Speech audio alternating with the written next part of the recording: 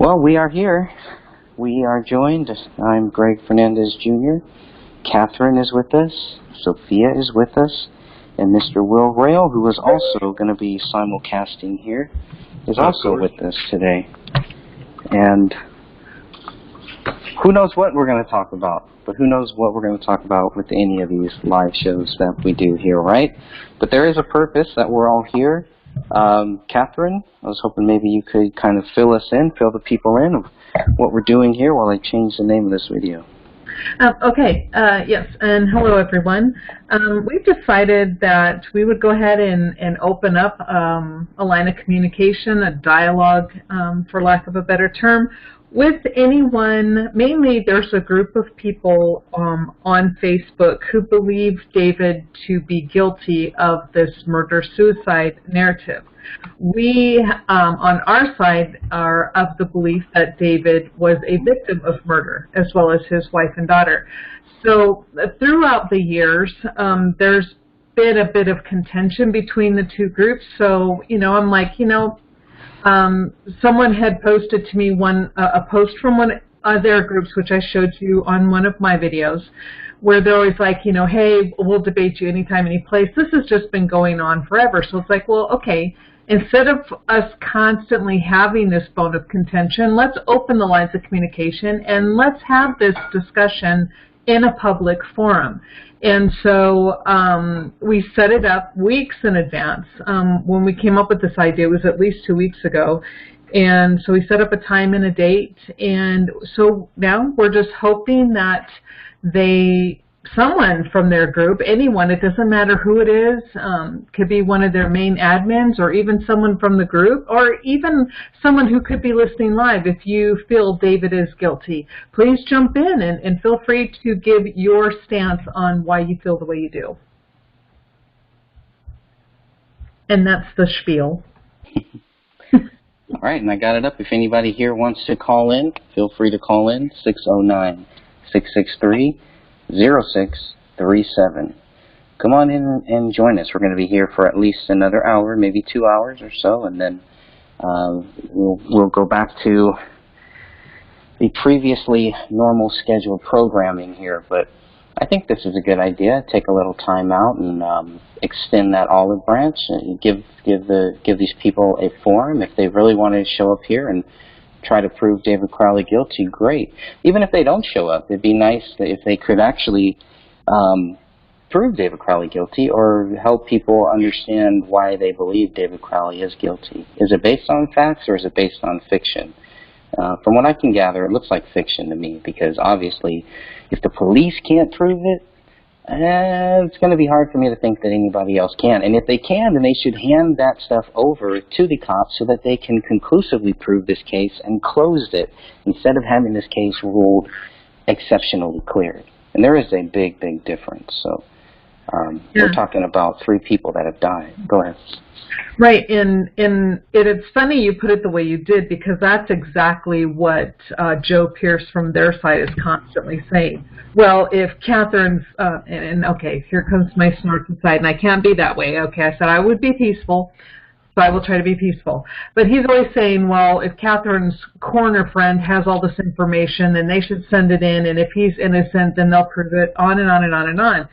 And it's like I have said this till I'm blue in the face, so I absolutely refuse to even acknowledge him anymore when he says this, because I'm not sure what part of it has been submitted is not understood. The information that we gleaned, and my friend and I gleaned together, has been submitted. In the fact that the DA, that the governor, that Dakota County Sheriff, that the Apple Valley Police Department, that the City Council, that everyone, the fact that they are all ignoring this doesn't mean it hasn't been submitted, and doesn't mean that the evidence we submitted isn't valid. It just means they don't care. There's not enough push from the public to bring attention to this, because I guarantee if this was a different situation of what's happening in Minnesota right now and today, that this would have been reopened months ago. But we don't have that kind of backing behind us. So what we submit is the truth, and we got it straight from the evidence that the police provided to us.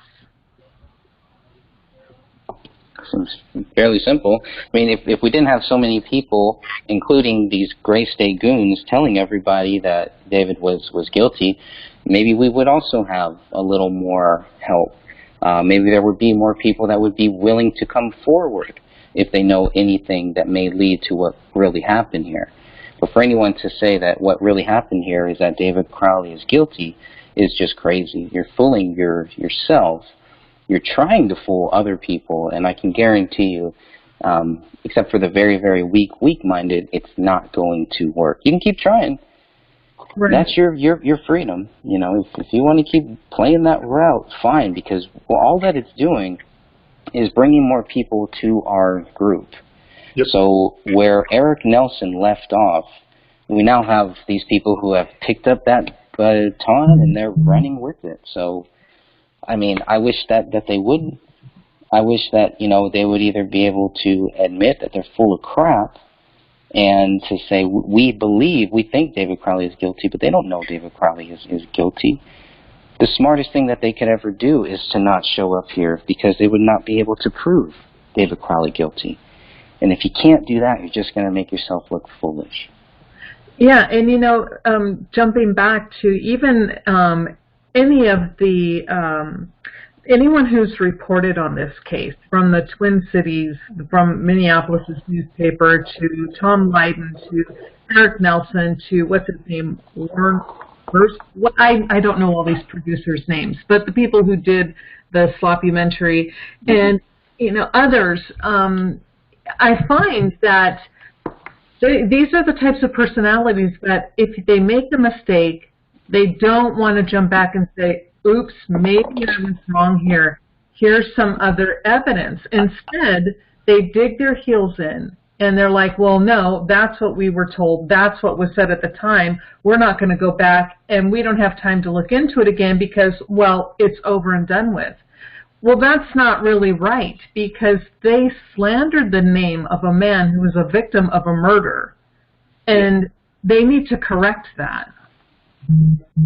Well, I mean, the thing is, when it comes to, like, the documentary, I understand why they're not going to, like, necessarily make another documentary. They could, easily could. I mean, if they came out and they're like, look, okay, well, you know, we can admit our wrongs, you know, but, I mean, they're not going to do that anyways. But they could.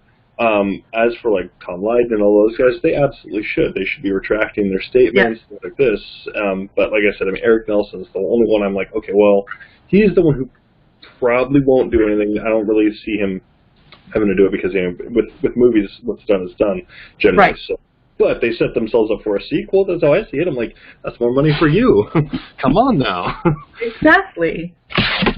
You know, and other documentaries, you know, especially since they decided to release it on Netflix. Netflix has, you know, several documentaries where they had one stance on an outcome, but then when something else came to light, they switched it and they redid it or added to or added another season. Well, they could, like you said, they could do the same thing. Yeah. Well, I mean, the only reason why they're not doing it is because it was all propaganda. Exactly.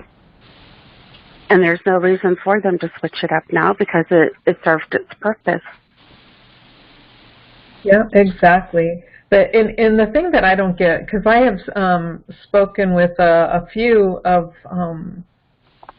I should say a couple, so two reporters from two separate newspapers that reported on this crime. And one has been pretty vague in any response whatsoever, but they just don't have time because it just isn't in the mainstream media anymore. But the other person seemed a little more open to go, oh, okay, well, didn't know about this. But then again, that's as far as it went. So, and that's where my frustration comes in with the media. It's like, okay, you guys now you've seen it, and you're like going, oh, oops. Well, then fix it, retract it, or say, maybe even could this have been something else? They could do a different story, but again, it's not headline news right now. It's not this big, ex-military guy went crazy, killed his family, killed himself routine anymore.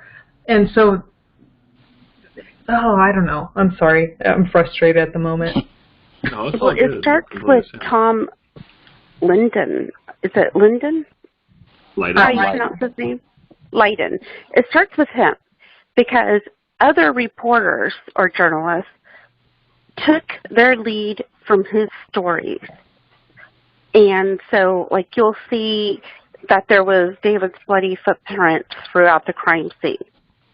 There weren't. Yeah.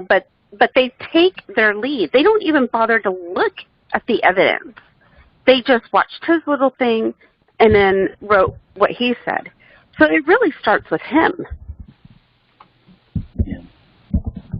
And you got to I don't even know how we even go about correcting all the misinformation that was in his report.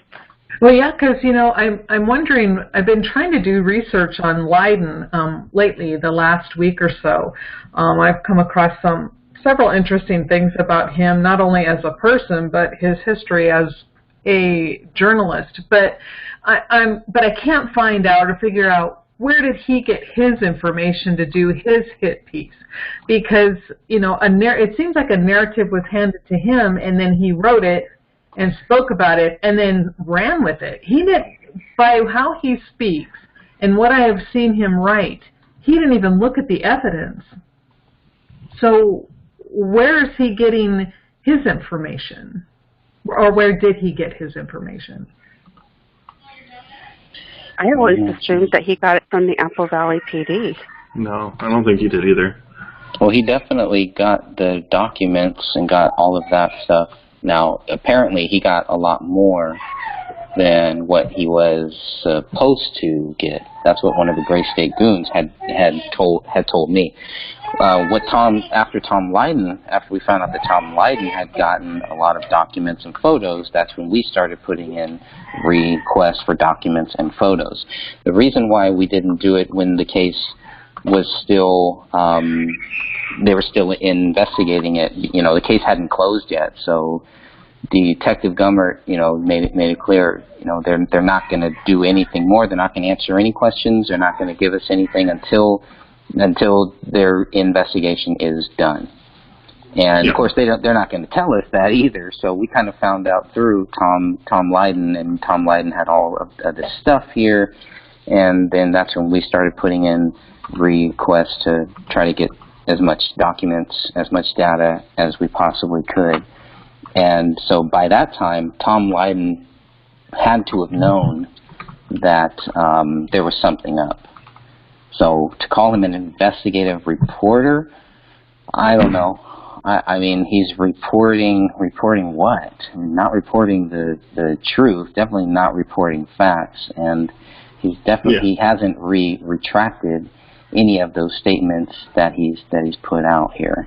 Well, because if he had access to all those documents, it just tells me he didn't even read them. Mm-hmm. I mean, the moment you start to even read and then look at one of those photos, look at the evidence, look at the BCA reports, you realize that it's not the narrative. You see right away that David was a victim of murder. So did he just, for poops and giggles, say, okay, I got these reports, but what do you want me to say?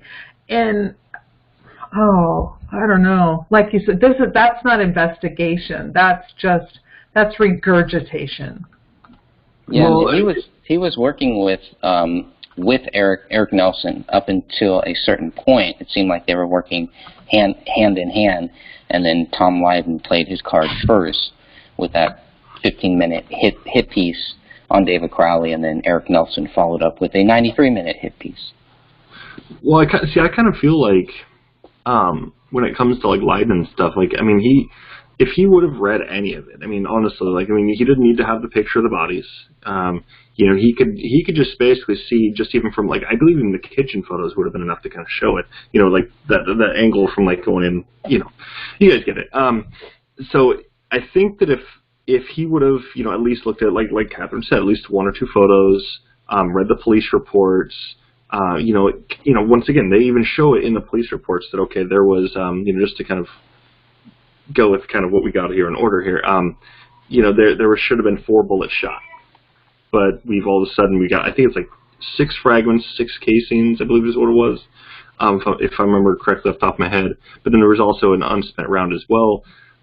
It doesn't add up. As even if we just look at the 6 fragments, why are there 6 fragments? That doesn't make any sense. Correct. So, I mean, that should already make him question things. On top of that, you got the body decomps, you got bullet trajectories, you got blood spatter, the lack thereof of blood, the body decomp times. You can compare David's hand to the smear marks and all this. I mean, you can do all sorts of things like this, and it doesn't add up. Not to mention, I mean, what's the typical motive we've got going on? I mean, I know I'm just kind of covering everything right now, but, if you look at what is the driving motive that I believe the police were trying to say, and they were trying to say, what was it, financial? It was one of the motives, potentially, and then, of course, you get the pact theory that another group, posted, and then you got of course, the police narrative, which is like, oh, well, he just did this, he just got stabbed, he just did it. And I mean, even then, it kind of, like, the way it sounded to me, it sounded even like the police chief, was it Reitzigal or whatever? It even sounded like he was like, oh yeah, well, it was all over finances. But anybody looking at the financial records will see that finances, that doesn't make any sense because they were pretty well off. Yeah, so, and that's the funny thing when you bring up the finances, like, because that is what the chief was saying. And not only did they have money in their accounts, but there's a $14,000 check sitting on their porch. Yeah, I mean, not to mention, David also had access to that payable on death account, which, I mean, all of them had access to. They could all pull money from it. I mean, you can see just by looking over those financial records, you can see there were several different times. You had a $50,000 that was pulled out and thrown back in, which I believe was for some kind of an investment, or it was like some kind of a collateral. Hey, I've got this money here. This is what I can fall back on, kind of thing. I think that's what it was meant for. But I mean, you see this happen multiple times throughout those records. So I think any person with 2 brain cells can see that. Okay, well, it's not a financial thing. She obviously, like, Kamel wasn't really worried about it. She knew that was going on. She had to have. I mean, there's no way. I mean, David was very, like, from what we can see at least. So obviously, we don't personally know him, but, it sounded like really like Kamel and David were just like a unit. Like, David just doing something, Kamel was on board with it. If there's any kind of issues, once again, it was like they would work things out. So if it wasn't really working out, then maybe David might stop, or maybe it wasn't kind of working out for Kamel on something, and then she would stop or whatever she was doing, whatever. They worked as a team, and they were, even Reitzigal seemed the same thing, that they were like a happy family. This doesn't make any sense. Right. And it is true that they did work as a unit. Let me jump in real fast. Sure. Because in David's social media post, he says he promotes Kamel's blog that she has. And, a great article has just been written by such and such. Please read. So he's promoting her passion, just like she promotes his. Yeah. So this is not an abusive relationship. Nope. No, that's something to be taken seriously. Was this, and that's definitely a valid question, but there are real people that are in those situations, and we don't just want to kind of water it down and just throw that at David just because we don't know what happened. So we're just going to throw everything against the bloody wall and see what sticks to it. And that's exactly what was going on, and probably in some cases is still going on. But I think a lot of people, at least at this point, realize, okay, I've listened to the bullshit. It's not true. You guys are making things up. Now I want to find out what the facts are. Now I want to find out what the truth is. We have the documents. Everyone who's listening, watching this, has access to those documents. You can research this all for yourself. You have to come to your own conclusion at some point. Don't be lazy, and don't just say, well, he's innocent or he's guilty based on nothing. Do your research. Know what you're talking about. I know I'm going to kind of sound like a little lame here for saying this, but checking that other group, honestly, the Crowley Fact or Fiction group, honestly, use that as a counter argument just so you can see how does their argument stack up. And even if you don't join it, read it. You can see very, very clearly their arguments do not really add up. I wish they could be here to defend that. I really do. What is their argument? What is their argument? It seems like there's like 2 or 3 different arguments with them, honestly. You got so they can't even agree on the argument. Exactly. I mean, I noticed there was somebody that just recently popped into their group that literally came on and was like, look, I don't think he was guilty at all. And they basically pounced on him. And they're like, oh, wait, I mean, they didn't do it in a rude way, which I was like very shocked by, especially with how abusive they are towards everybody else. But, they did jump on and they're like, look, okay, so why do you think this? And so he basically was like, look, I don't see this as possible. I just got a feeling right now. And then they already start loading him up with things. I mean, I'm going to be honest, I already sent out a message and was like, look, man, you are on the right track, but what you're doing here, man, let me explain. I didn't send them towards any group. Like, basically, like, they're, I will read off a few. I found it fascinating just how quickly they were all jumping on him. So, if this is all just through his welcome message, he's like, or they're like, welcome to the group, such and such, he's like, thanks, there's no way David's a murderer. It's obvious as AF, that he was silenced. And so, of course, she who will not be named, what makes it obvious. Yes. And so he's like, I meant it as my opinion, just a hunch. And she's like, oh, I'd like hearing others' opinions. No, you don't. That's a lie. Yeah. And then so we get Mr. Pierce pops in. Do you believe he was murdered for the movie he was making to stop it from being made? And, of course, this guy's like, absolutely. And so, of course, they chime in and they say, well, why would they leave all the computers, hard drives, and flash drives that contain all the material needed to complete the movie? Surely they knew an heir would receive this material and could possibly complete the project. That's what they came to stop by your assertion. And, of course, I mean, that is that's the documentary. That's the documentary, though. That's not the movie that was never made. Yeah. Exactly. So, I mean, that's the thing is when it comes down to it, I mean, does he have a point to some degree? He has a small point. He's lying. He's basically lying. He's trying to confuse this guy. Exactly. So what they should be doing, and I'll give them a little tip, what you should be doing is showing this guy the evidence of why you believe David Crowley is guilty. Instead of just picking apart at little things, waiting for him to come up with something, why don't you help him understand why David Crowley is guilty? Give him the facts that will show him, lead him to the documents that will show him where it shows David Crowley is guilty. And if you trust your theory, that's all you should have to really do. Well, exactly. I mean, like, I will agree with them to some degree that this, I mean, was it a very strong argument? No. The thing is, I mean, this is, if you're looking at a government hit, leaving that stuff, what is that going to do? Well, it doesn't necessarily prove anything. That's the problem. Obviously, they didn't, none of this other group didn't read the 2013 script. That's what the Gray State Goons say. That's what they really, that's Can they exactly read? what, yeah, that's my other thing. Sorry? I don't think they ever did. I don't think they can. But the thing is, they obviously didn't read it. And once again, if the Gray State Goons were basically like, that's what their assumption was, which we can see based on the crime scene. I mean, everything they were kind of leading towards, it was all based on the 2013 script rather than 2014. So, I mean, if you come down to it, leaving the 2013 stuff there, they're trying to use that to make David look crazy.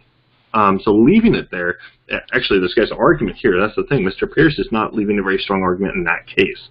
He leaves the argument, okay, well, why would anybody leave this? It doesn't make any sense. Well, the thing is, if it was a government hit, and this is actually, like, that was a legit thing, they're trying to make him seem crazy. No, this makes sense to leave it there.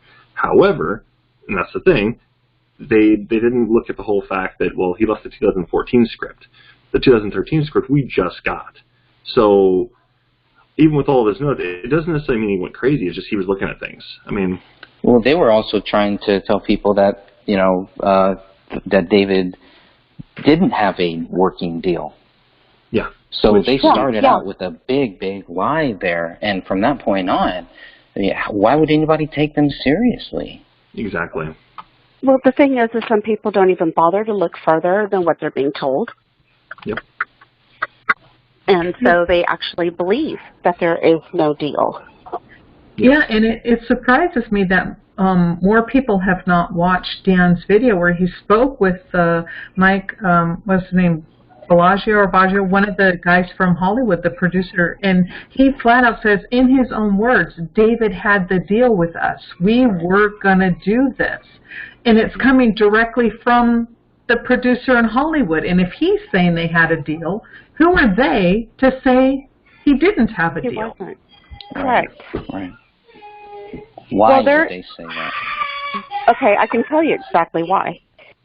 They're using the whole post that Dan Crowley said that David walked away because of something of the heart or something. Mm-hmm. What was that exact phrase? Yeah. That's what they're using. Yeah. Something about reasons of the heart or something weird like that. I walked away from it. Yeah. Yeah. And we don't even know. There's no proof David even sent that. Correct. Well, exactly. Well, and the thing is, you look at the document. What's really interesting is that's just a standard. That's a standard text document he's got on there. It's just like a notepad, almost like, or a WordPad. The thing is, it's not titled Myth. Like, that is not the name of the program. Okay. I don't remember what it's called, but it's not Myth. Myth was something it was titled as. So to have it on there and to go about it with the title of Myth, it was already named. My opinion is they totally deleted everything on there. Whoever did. They might have had that right there. It was something that was up already, and they just basically deleted it all just because, I can put the suicide note right here. I don't think it was well thought out. Whoever did this did not think it out very well. And basically, I think it was probably one of David's notes on some of the project he was working, or it could have even been working on the Gray State project as like his previous notes he had. I don't think there's any way to necessarily be certain of that, but I mean, without like digging at his computer and stuff. But I mean, obviously, they had a Dakota electronics unit look at it, and I mean, I don't recall seeing anything about that at all. Like when this document was initially created and all this. That's all they would have to see. But this was created years ago or a year ago, prior to his death, and I mean, I think they said that it wasn't saved. It wasn't a saved document. So it kind of makes it seem like as if he was just, it was just typed out and just kind of sitting there waiting for somebody. Well, that's the weird part, because usually if you were to go into any kind of WordPad, I don't know how Apple works with this necessarily. I'm not an Apple fan by any means. I am all PC every time. But, Windows, I mean, even though I don't really like Gates, but that's okay. Screw Gates. Basically, the whole thing with it is, when you're going to go get a title to a document, you have to save it, right? So if that's the case, that's true. I mean, if anybody's got an Apple product, please, show me if I'm wrong, But I mean, last I checked, it's like getting a title on a document, you have to save it. So therefore, the electronics unit didn't know that. I mean, they were newly established, but obviously they should be hiring people who know what they're talking about when it comes to electronics. I don't think they did. I think they just hired some people that basically, hey, look at this. This guy, he works for us at the police department. We're gonna pull him in here. He looks like he's younger. He knows computers. Let's go with that. That's probably what happened. In all honesty, he's on the Facebooks. Let's do this. Instagrams, yeah. He knows what he's done. No, obviously not. To get a title on something like that, I believe you have to save it when it comes, even with Mac. I know with PC, every single time to title it, you have to. So I mean, that's just Yeah, I do want to go back to just one thing about David's dad. Sure. This would be on page 171 of my book, 187 of the PDF. So on November 7th, let's see, where is it? On November 7th, David asked him, "How are the negotiations with the producers?" David tells him, "I walked away from it. Reasons of the spirit, I guess." Now, this is from a text message. So, again, November 7th, 2014, there should be a text message from Dan Sr. To David. There should be some back and forth between them on November 7th. Just want to throw that out there. David's phone number was 4890? David had, Let's see what his newest one. The new phone number, 4890. Yeah. Now, No text again, messages on 11th. what about the old one? No, it doesn't go that high. There are The no one doesn't go to November. David, on It goes- November 7th. There are no texts from David's phone. Yeah, there's 1104 and then 1108. And then the ones on the 8th are from David, between David and Zach Carter. There's one Dan Jr., but then that's it. So where's his dad getting this? I don't know.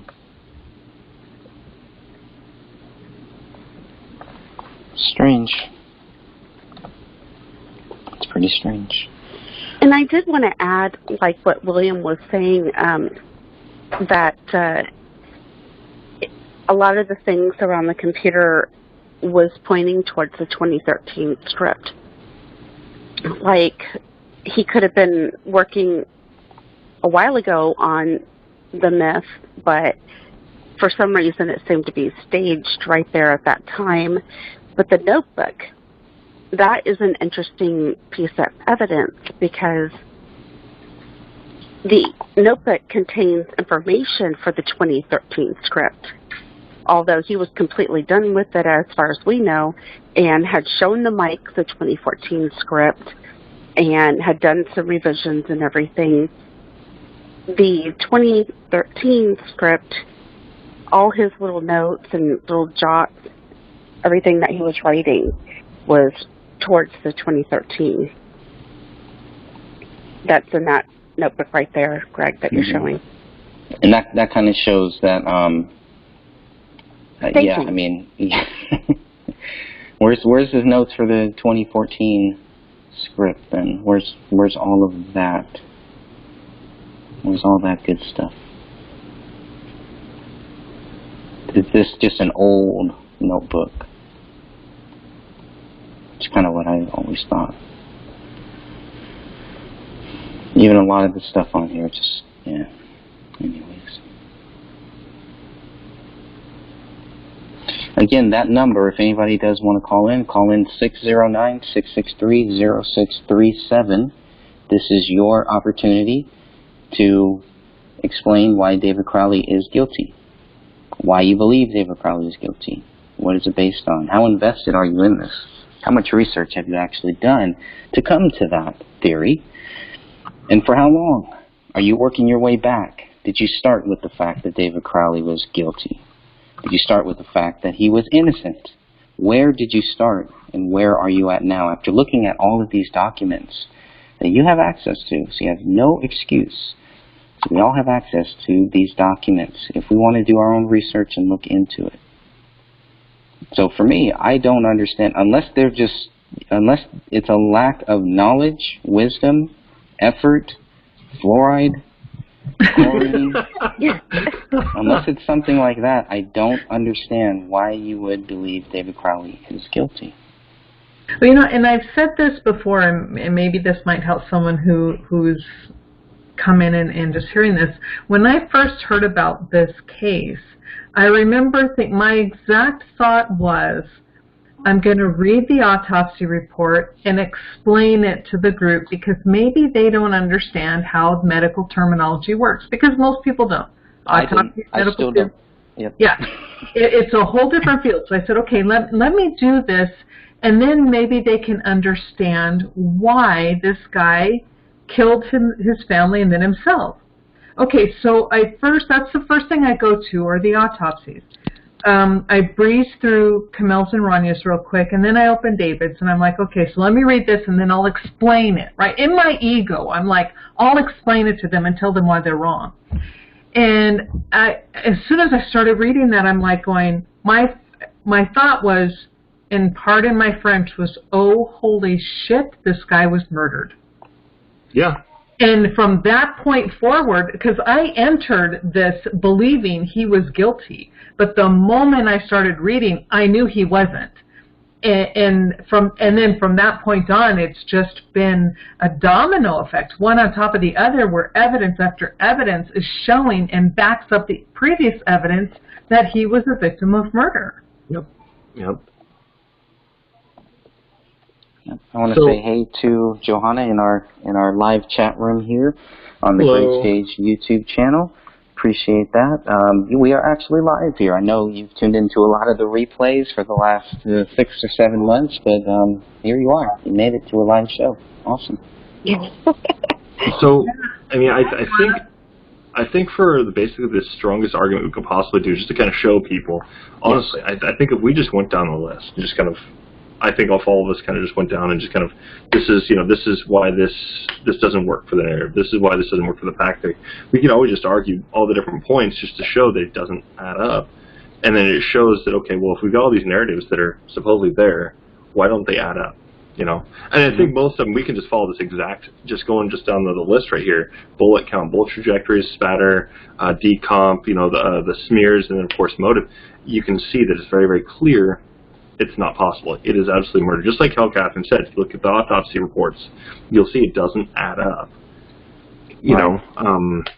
Let's talk about this one, and let's talk about these bullets, because we don't just have bullets, we have bullet fragments too. Mm-hmm. We have people, when the police leave that crime scene, and they're satisfied. They're 100% satisfied that David Crowley is guilty, and they're going to work their way back through that. Yep. They're missing 2 very crucial bullets, rounds, spent rounds. So we have several spent rounds, and then we have this item 31, which is a bullet fragment. Item 31 has got to be a fragment of one of those spent rounds, or it's a fragment of a spent round that is still missing. Mm-hmm. It's one or the other. So, yes, I definitely think the bullet count, kind of like when you're missing votes and all of a sudden you're able to find them. I think we have something similar going on here. That's just my view on that. Oh, absolutely. I mean, but even if we do consider that, we also got to remember too, just to give some background on this too. The gun that was used, it's the Springfield Armory. I don't remember the exact one, but there's plenty of videos where you can actually just look it up and you can actually see it always launches the case into the right.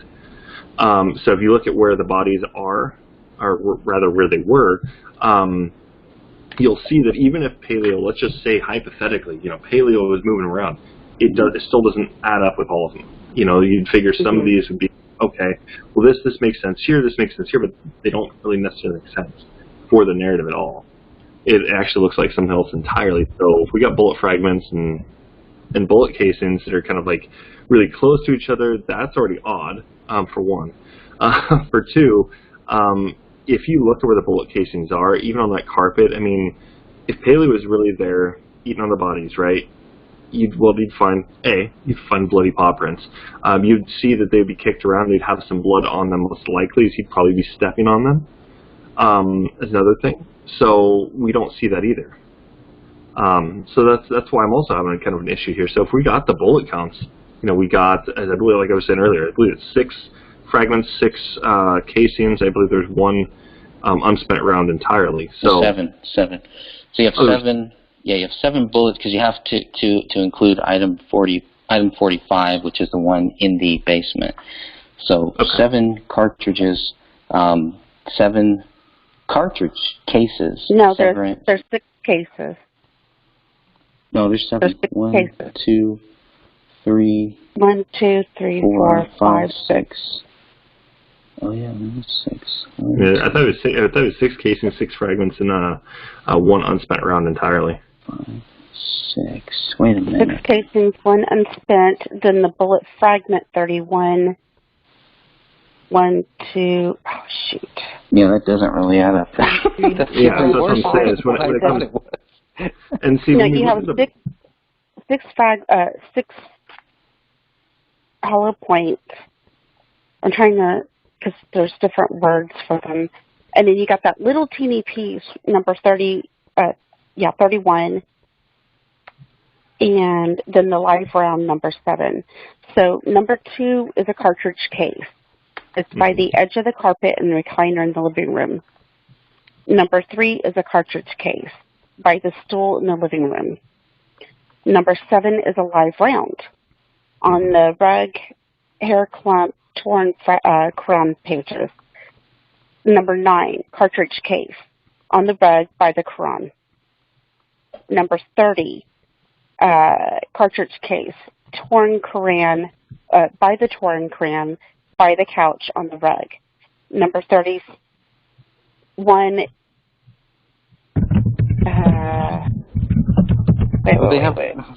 Number 30 is under the bookcase. I'm sorry. Can I interject something real quick here? Joanna's saying that the sound is buffering on YouTube.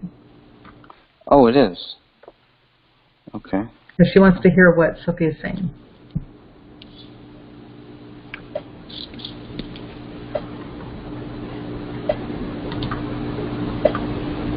Okay, let us know if it's still buffering, and we'll have Sophia repeat that. Sounds okay here where I'm at.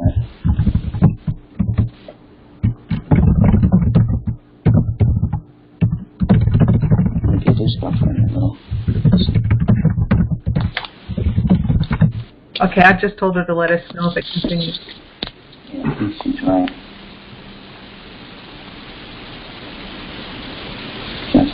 Stream bitrate lower. Well, I mean, just to kind of add on that just a little bit, I feel like when looking at the bullet counts, we kind of have to look at the autopsy as well, because it does say 2 bullets used, 2 bullets used for Kamel, 1 for Rania, and 1 for David. Okay. Now, a few things to note here. They've got the exit on some of them, and I believe they have an entrance. I believe it's on Kamel. They have an entrance, don't they? No, they only have the entrance wound on Rania. Okay. So my point here is, I mean, they've only got limited data even on that, which is already peculiar, in my opinion. But we've also got if you look at where the bodies are, along with that too, where they're gonna fall, things like this. I mean, it doesn't seem to add up. But I mean, you still, regardless, you got 4 bullets used, but why is there 6? And an unspent round. Why? Well, that doesn't make. There's 3 bullets that have Kamel's DNA only on it. There's 42, 43, and 44 that were all found on the rug that day. And that could screw up the autopsy report right there, right after that. Yeah, exactly. And that was never updated or anything. Yeah, you'd figure that would have been updated pretty promptly, but apparently not. Oh, wait, you know what? I need to go back and say you were correct, William. She had entrance wounds that they found. Kamel did have entrance wounds. And they just couldn't find the exits, correct? Correct. You're correct. Yeah. It's like, I could have sworn How could they find entrance? Sorry. How could they find entrance wounds if she doesn't even have a head?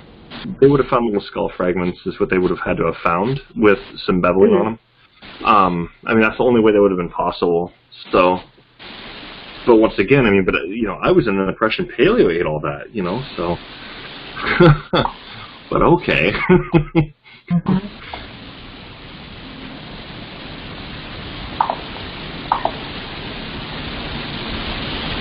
Has anybody from the other group? There are bone fragments and things found around the bodies that the coroner did collect and had put into a brown paper bag. So we know that the bones were there. They just they didn't account for everything. Exactly. So I mean, really, end of the day, I mean, that's all they would have had to find is just a little beveling, and then they could have, if they could have just determined, okay, is this the interior, the exterior of the skull, then they could basically just go from there. But regardless, I mean, they'd also have to go and pinpoint the location of what piece that part of the bone fragment was actually going part of. So, which I mean, I know there's ways to do that. As you can look at the thickness and all this, I believe. So I don't think the skull is the same thickness all the way around. You could probably definitely expand on that, Catherine. I'm definitely no expert. I mean, yeah, you're correct. The skull is pretty consistent. There are some facial bones that might be thinner, but where it seems like what the ME was doing is, kind of piecing it together. They would get a piece and see, okay, does this articulate with this skull fragment that we have left on this body? If not, will it articulate with this over here? And so that's kind of how they did. And from reading the reports, that when whoever was collecting the fragments, they collected the fragments that were located closest to that body, put them in a bag, sent it with that body, and then according to the autopsy reports, those fragments then did articulate with the skull, the leftover skull that was remaining on that body. So it's nothing that I found in any of the reports stated, like, say, there was a skull piece located by the door that matched Kamel or by Kamel's leg and it matched David. Nothing like that. I mean, what they found by David matched David's skull. What they found by Kamel matched Kamel's skull. Mm-hmm. But for the most part, they just did a lot of guess and check on, like, is basically what you're saying, right? They just did a lot of guess and check. I'm sorry. Okay, guys, we're gonna. There's definitely a streaming issue. Okay. I'm gonna restart the stream here, and we're gonna see if we still have. That was really weird. Yeah, it was working okay for a while, and then we're gonna start a new stream. Catherine, would you let the people in the chat know? Okay. I don't see anyone in chat. Okay. Yeah, me either. I'm chatting with Joanna on YouTube. That's what I meant. Oh, I'm sorry. Yes, I just told her that Greg was going to restart the stream. Okay, thank you. Yeah, I had to leave the chat because I was looking at the graph that I have for the cartridges and bullet casings and stuff. So. Yeah. No worries. Okay. No worries. New stream should be up now. Do we have anybody else in our conference call that is from the other group potentially? Nope, or? Nope, we're still waiting. We'll give out that number again here too. So let me just start this. You're welcome to even do it now, as I'm still streaming. So. Okay. All right, good. So, if anybody does want to call in, go ahead and call in 609-663-0637.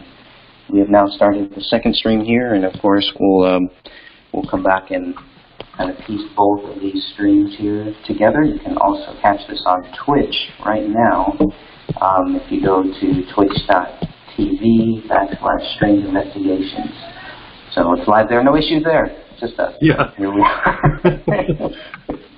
So we're going to be here for, let's see, we've gone about 1 hour, so we'll definitely be here for probably at least another 30, 40, 50 minutes, depending on how much we can cover here, and depending on if anyone wants to jump in and join us. But well, what's great too is, like, I mean, the way the flow goes of this, I mean, we can easily see how everything is connected really quick, because with the autopsy report, yeah, we got the bullet counts, but we also had bullet trajectory through the skull, which they're like, oh, we don't even know what that is.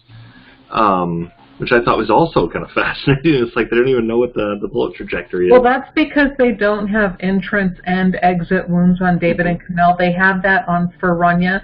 But the reason why they say they don't know the trajectory and they can't determine, because they don't know if it bounced around and did it exit somewhere else.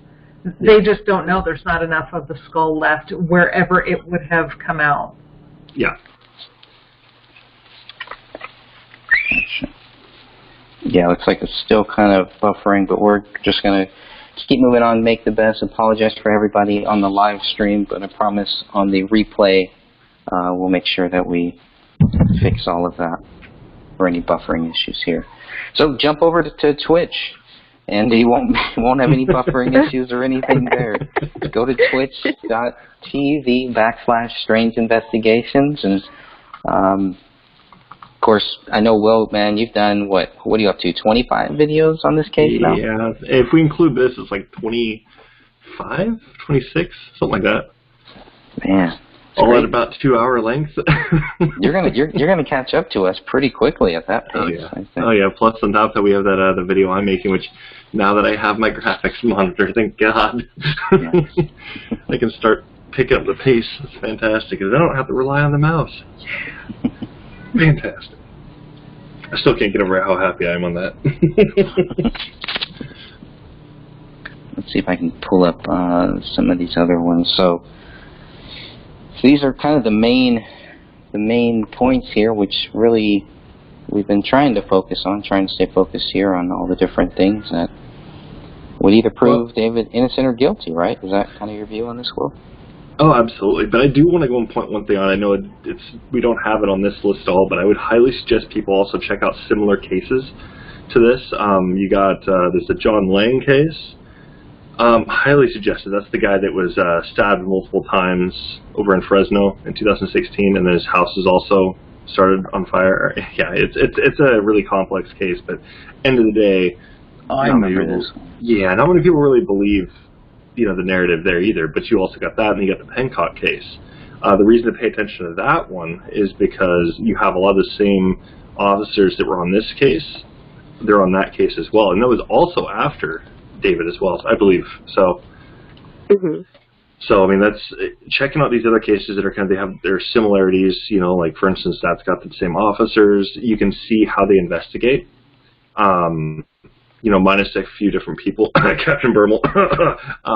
If you got those things, you got the similarities there, and then you've got on the other case, you've got some strange occurrences. This guy John Lang was looking into police corruption over in Fresno, and all of a sudden these things happen. He's got it on film, and people are watching him, things like this. I mean, you can see it all. It's truly bizarre, and it's actually kind of frightening to think about. But this is directly everything Dave was talking about, to some degree at least. So, I mean, would it be outside of the possibility to see this as some other kind of thing? I'd say no. It's not, I wouldn't say it's outside the realm of possibility. But just to kind of segue back in, those are some things I would highly suggest taking a look at as well when looking at this case. So, potentially Bill Cooper, just throwing that out there. Is, William Cooper, why not? But yeah. There's definitely a lot of strange cases, a lot of strange things going on. No doubt about that. Again, if anyone wants to call in, 609-663-0637. This is your opportunity to help us understand why David Crowley is guilty. Or if you agree that he's innocent. Or if you agree he's innocent. Sure, why not? Why not? Yeah, anybody, please feel free to call in. It'll take you right in here, and we want to hear from you. We want to hear from whoever you are. This is the time. This is the place, and why not? What better way to do this than in a live forum? Absolutely. So, I don't know. I didn't have any real big hopes that any people who thought David Crowley was guilty would really show up here, and I still don't. But again, it's not really about us. It's not about this. It is about what proves David Crowley innocent and what proves him guilty. It is as simple as that. What do you think and why? What do you base it on? Do you discount all of these things? Not only all these things that are up here on this list here. There's a number of points. I did a short 2-minute video pretty much just asking all of these questions. Why? Where is all this stuff? What can be proven? The authorities can't prove this. They can't prove that. They can't prove nothing. They can't prove anything. Over and over and over again. Those things, usually people don't like to counter those things for some reason. If you look at the back of my book, just look at the back of my book and just counter those. If David Crowley is guilty, there should be a counter for every single point that is made here. 1, 2, 3, 4, 5, 6, 7, 8, 9 points, basically. And there isn't, because no one can prove David Crowley guilty. So we need to stop acting like he is. Yeah, well, I mean, last I checked, aren't we supposed to be innocent until proven guilty? Yeah. Funny how that's been working, its way into society lately. So. Well, with this case, they found that he was guilty and leaked it out to the papers with, how long was it? Was it Catherine? Yeah, the chief was very proud, and he stated that they knew within 2 hours, and this is a direct quote from a newspaper article, they knew within 2 hours that this was murder-suicide. So then they basically just fit the evidence that came in around that guilty. Yep. They didn't keep an open mind. Exactly. They didn't bother to look into the evidence that was coming in. They didn't do anything. And so now here we have, we're finding contradictions to what was said. You just look at the phone records and light it up to what people were saying that they either text or called or whatever. Things they don't add up. There weren't burner phones in the house because the police had the search warrants. They could have picked up any other device that was there, but nothing else was taken into custody. So where are these mysterious burner phones that they were supposedly calling other people on and stuff? I mean, you can't have them saying, oh, David and Kamel withdrew from us, and then say, oh, but we were talking with them. Right. So you can't have it both that the ways. dog ate those phones too? Hey, yes, it's very point, possible. Yeah. I mean, if you can't prove it, Halo prove that he didn't. And we're being sarcastic right now for Yes. those who have no humor whatsoever.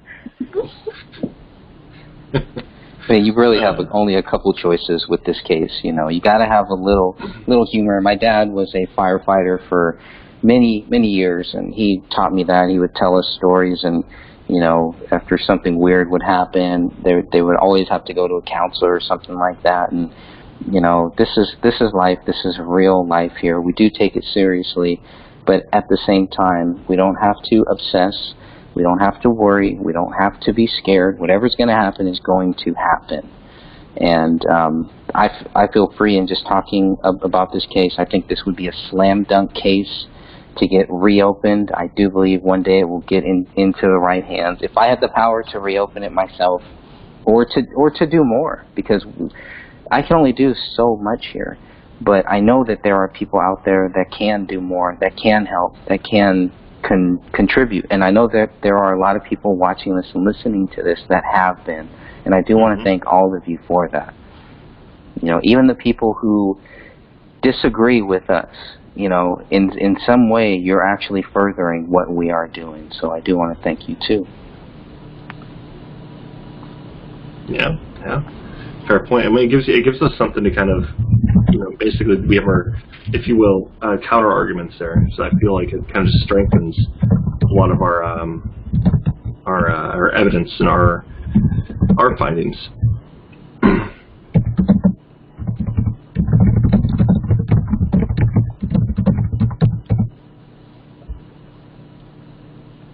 Pretty fast typing. I know, right? It's pretty good.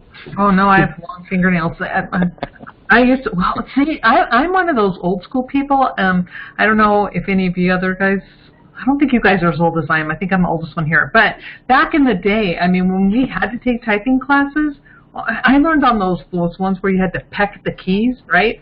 And they would make sure that you had to type at least 85 words per minute. Well, no, that's nothing. We had pianists in the rooms, right? And these people, so we would start to challenge each other. It got to the point where I was typing over 120 words a minute. So without fingernails, but with fingernails, it's kind of slowed down. But I mean, those pianists, you're like going deep. All you see is a blur, right? You're like going, I don't see how your fingers can move that fast. Right. Yeah, I think I'm like 40 words a minute. I still type with 2 fingers. So Me too. Yeah. I've never learned any so other bad. way. I tried QWERTY. They used to teach us QWERTY. Yeah. Right. We're there. That's what we called them, the hen peckers, the peckers. Yeah. Finger peckers. Oh man. And then after that, you know, because back in the day, women had to learn to, you know, if we were going to get a job, it was going to be secretarial. But I wanted to be more than a secretary, so I also took a 10-key adding machine course. So boy, your fingers can fly on those 10 keys too. Oh yeah. But now we can do better things. We can do other things. Now you're free. Now you're liberated. Yay! So what job did I do? No, okay. I won't be able to stay on for much longer, so Okay. just wanted to give you a heads up on that. No, Okay, no I've got my time limited until about 2 o'clock Pacific, so. Yeah, I can see it's still buffering for the live audience, unfortunately. So we'll keep going on here, but I mean, I think we're kind of almost at the end of this. I want to hear if anybody has any points that you'd like to make before we close this one down. Or everybody should know by now we do have a podcast, and so we do try to do that once every month. On the first of every month, a new podcast will be up. So please make sure that you check that out too. And we try to do a YouTube version here. If I can figure out some of these stream issues, I'll try to do some more live. I think I just got to keep testing out different bit rates and things like that. Maybe look at some other graphic cards. So anyways, it's all a work in progress. Well, I think we could do real quick. I think we could just fly through these. I mean, it wouldn't take long. This modem just takes a second. I would like to make a quick point about the blood spatter when we get there. Let's do it. All right. So we've already gone over bullet count. So bullet trajectory, I mean, kind of, but we can touch more on that real quick. Sure. Yeah, Sophia didn't get to finish what she was reading about the bullets. Oh, that's true. That's true. Actually, I'll post it in the group. Okay. The information. That way everybody can see it, and because it's just that pink graph that we have, and it has a listing of all the bullets, the casings, and whose DNA it's connected to. Okay. Nice. Yeah, and I did cover that somewhat in my book around page 37 of the physical book. Covers all the cartridge casings, and then we cover all of the bullets. We don't talk about 53 and 57, but I think that once people see this graph that you put up, I think that's really going to help give a quick visual. I used to hate those Excel sheets and all that stuff, but in cases like this and things like that, this is what they are meant for. Yep. Hello? Hey, how are you? Hi, it's Joanna. Hi, Joanna. Hello. Welcome. Hi. Sorry, I'm a bit nervous. I don't like publicly speaking whatsoever. But I have some knowledge on Dakota County that is, well, should be connected. During and around this time, I have my own personal story of my encounters with Dakota County and their ability to, well, at the time they were trying to safeguard my phone from being tracked. And I had knowledge that they were, they had just recently had a very large upgrade to their tech support. So at the time, the director who was helping me safeguard my phone informed me that they had the foremost, just top-notch tech in the country. And I was wondering where they got this funding, what the reason for their funding, and he said it was a case coming out of Apple Valley. So my eyebrows obviously went up. So and that was my own personal story, and a story that came from a family member whose daughter was raided by Dakota County, and they had proof and won their case of planted evidence. Wow. Wow. Oh, girl, you're giving bombshell testimony. Oh, I would love to hear more. Yeah. Please tell us I your would love story. to share more. They're not really my stories, but the ones that I know that stand out are those two for the most part. But there's been multiple times that I've heard about them planting evidence. Yeah, and so basically they were telling you that they received funding for this person and all of this ability to help you with your phone based on a case out of Apple Valley. Well, I was curious, and he knew my personal stuff, so I was kind of, just wanting to ask questions to feel comfortable, I guess, at the moment, feeling that vulnerable in that situation with someone trying to block my phone and knowing that he probably could get into my phone if he wanted to. But my phone was tracked, and I was trying to get it off so that I didn't have to go through and buy another phone. And so he safeguarded my phone, and I was asking questions like, well, that's weird. When did you guys get all this funding? And because I was curious, too, about other community funding things, given my situation, and wondering why so much is spread here and not to other places that are much needed. So, yeah. But he did say it came out of the case out of Apple Valley. Whoa. Well, have you ever looked at your phone records just to make sure there's nothing weird on them? Oh, this was back when it was going on. Oh, okay. Oh, this was 2015. Whoa. Wow. That's right around the time. Yeah, there's no such thing as... It is right at the time, because I knew about the case. I actually had a friend that I wanted to have him actually find out what was going on, because he owned a crime scene cleanup service. And he chickened out himself because he didn't want to go near the case because he knew all about it. Wow. We see that a lot with this one. Not with just this one, but definitely see that a lot. And, I mean, you can't blame them, you know. And did they say what type of evidence was planted for this other case? The other case, it was a gun. Oh, my goodness. It was their own gun, but it was planted inside of their home, taken from their box. And then papers were planted in the car as well to link another suspect to another suspect. They were insurance papers or something. Curious. Oh, my. That's a so stuff was moved and planted. Yeah, which has happened in this case. And I'm sure you've been following a lot of things we've been doing, Joanna, but we have found that things all over that crime scene were moved, and evidenced by the photos themselves taken at the crime scene. Right. Mhm. Yeah. So this is just confirming what we had assumed. Yeah. Wowzers. Do you know what type of stuff was moved in that case? It was a gun with its registration all together. Everything was legit. And her car, she used her car for business, so that's why she was keeping herself safe.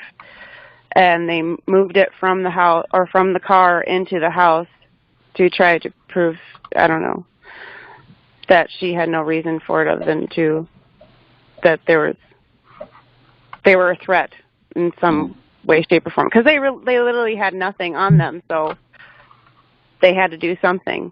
They made a big kerfuffle of, raiding their home, so they couldn't leave it, making it look like they didn't have a reason. Yeah. And it was all perfectly legal, like. So... And sorry, you said what? that she had all her... I'm sorry. There must be a lag. I apologize. There is. Did you say that she had all her papers for the gun, too? And so everything was legal? Yes. But everything was legal. She had all her paperwork with the gun inside her glove box because she was afraid and trying to protect herself for work. Mm-hmm. So they had moved it from her glove box into the house to make it seem like she was a threat. Jeez. Oh, wow. But if it's legal, how is she a threat? And then the insurance papers from the other suspect were taken out of their vehicle and put into her vehicle in the glove box in the garage, which is locked, both. The car was locked, and so was the garage. So technically, even if they had a warrant for the home, that was another part that they were trying to fight because it was a locked garage, because it was used for work. So technically, it's another property that they didn't have whatever to go. They didn't have reason or warrant to go into the garage. They may have in the house, but not in the garage. And then moving things from the garage into the house. Because it was separate. Okay, so it wasn't attached to the house. Right. Oh. And it was used as for both of their business. So. Wow. That's crazy. Mm-hmm. Indeed. Wow. Well, I guess now I understand why I have heard nothing from Dakota County at all when I sent them the information on David's case. Wow. Mm-hmm. Well, you remember I was telling you about that docuseries on Amazon. I think it's either Showtime or Stars or something like that. But it's called Murder on the Bayou, and everybody involved was corrupt. And it went up to a U.S. Senator for Louisiana. I mean, it just went straight up. From the lowest person on the totem pole, like an actual heroin dealer, basically, all the way up. And it's stunning, because if it happened there, it can happen anywhere. It's happening here. Is it happening a lot there, do you think? I mean...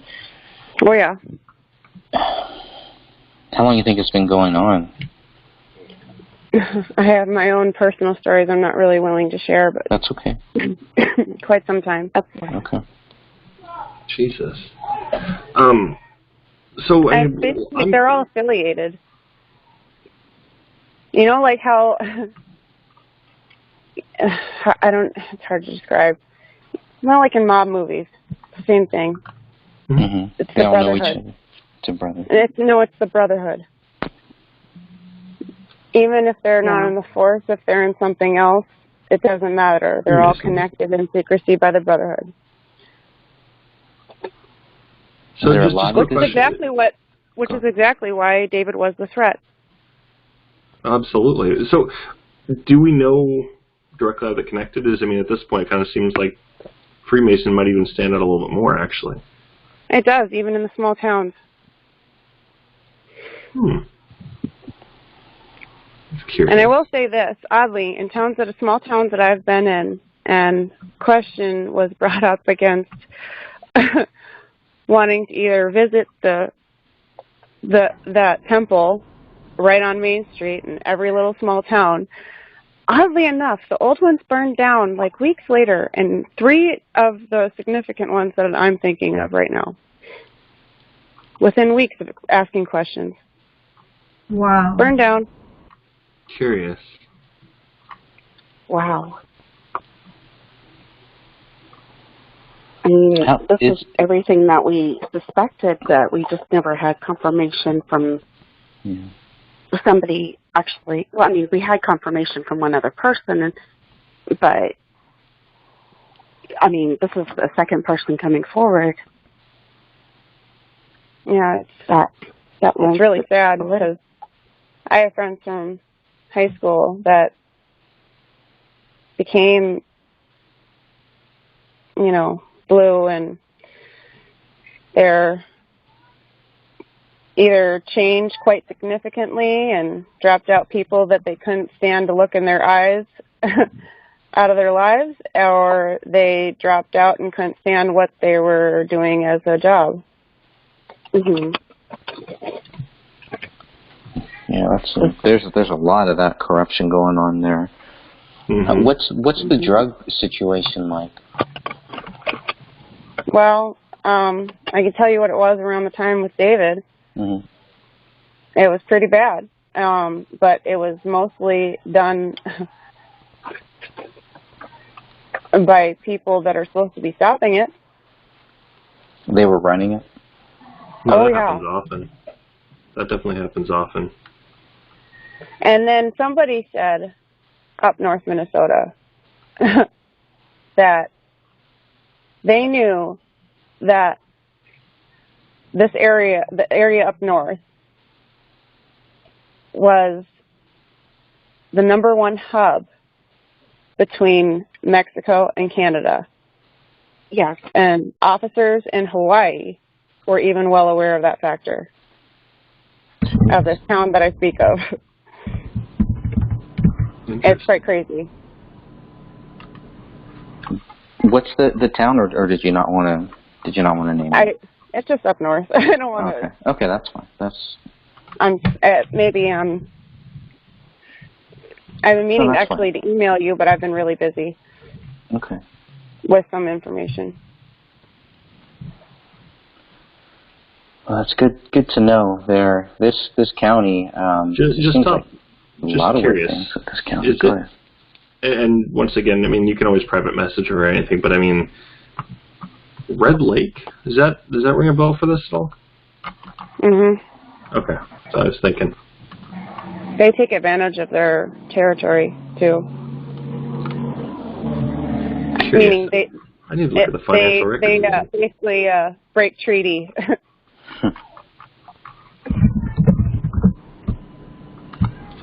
Yeah, I think that's going to definitely go into why we need to be checking out those financial records again. I think is that's sounding familiar right now. Okay. I don't have anything on my old computer, so I'm still in the process of transitioning back. So hopefully Do you just want to send me a PM of what exactly you were remembering so that I know what to look at in the financial records? Yeah, I'll send that real quick. Okay. That's what I'm thinking it is if Red Lake is on those financial records, then this could very well be what part of what we're missing. I think, which could explain some things at least. Mhm. Okay. Let's see.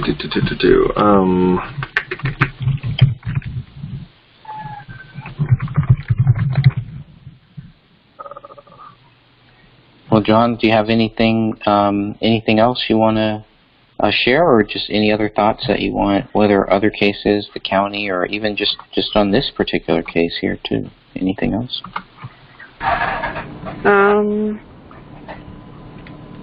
Just that I've been saying for years that I will still stand by it. That it's a lot more esoteric than people are realizing. Yeah. I know it was sloppy, but it really wasn't to anybody paying attention that knows how they speak to each other. Right, with the hands missing, the heads are missing. All that's directly out of their book of ritual. Yep. The missed blood that. wall? Wait, I'm sorry, I missed that. Could you say that again, Joanna? Well, what he was saying with the missing hands, their heads being complete. Well, actually, it even refers to it being either completely gone or missing, only parts missing from the head, and even down to children. And it's all in their book. Trophies. Wow. Yeah. Oh, yeah. So that's the funny thing. If we actually had real detectives, they do keep their trophies. Oh, yeah. Yeah, I'm well aware of that stuff, and we see this with all sorts of different cults. Let's see. Would it be that David stumbled on something, or David was... Oh, he was stumbling. He blatantly disrespected them by telling everybody their end game in his 2-minute trailer. Right at the end of the trailer. And you know, Joanna, it's interesting because that script isn't even what David was going to be doing. I know. I think he was trying to actually change it because he was threatened. Yeah, I have a feeling that's probably what was going on. That wasn't good enough, though. The people had saw that trailer, and he did an amazing job, and Yeah, and I believe that there would have been a lot of people who had helped kickstart the funding and everything that would have been upset by his new movie, the new version that he was playing in. So, but have you read the 2013 script yet? I've read parts of it. I didn't. I tried to skim through it, just trying to find the. I don't know. I try to see the big picture because I see so much.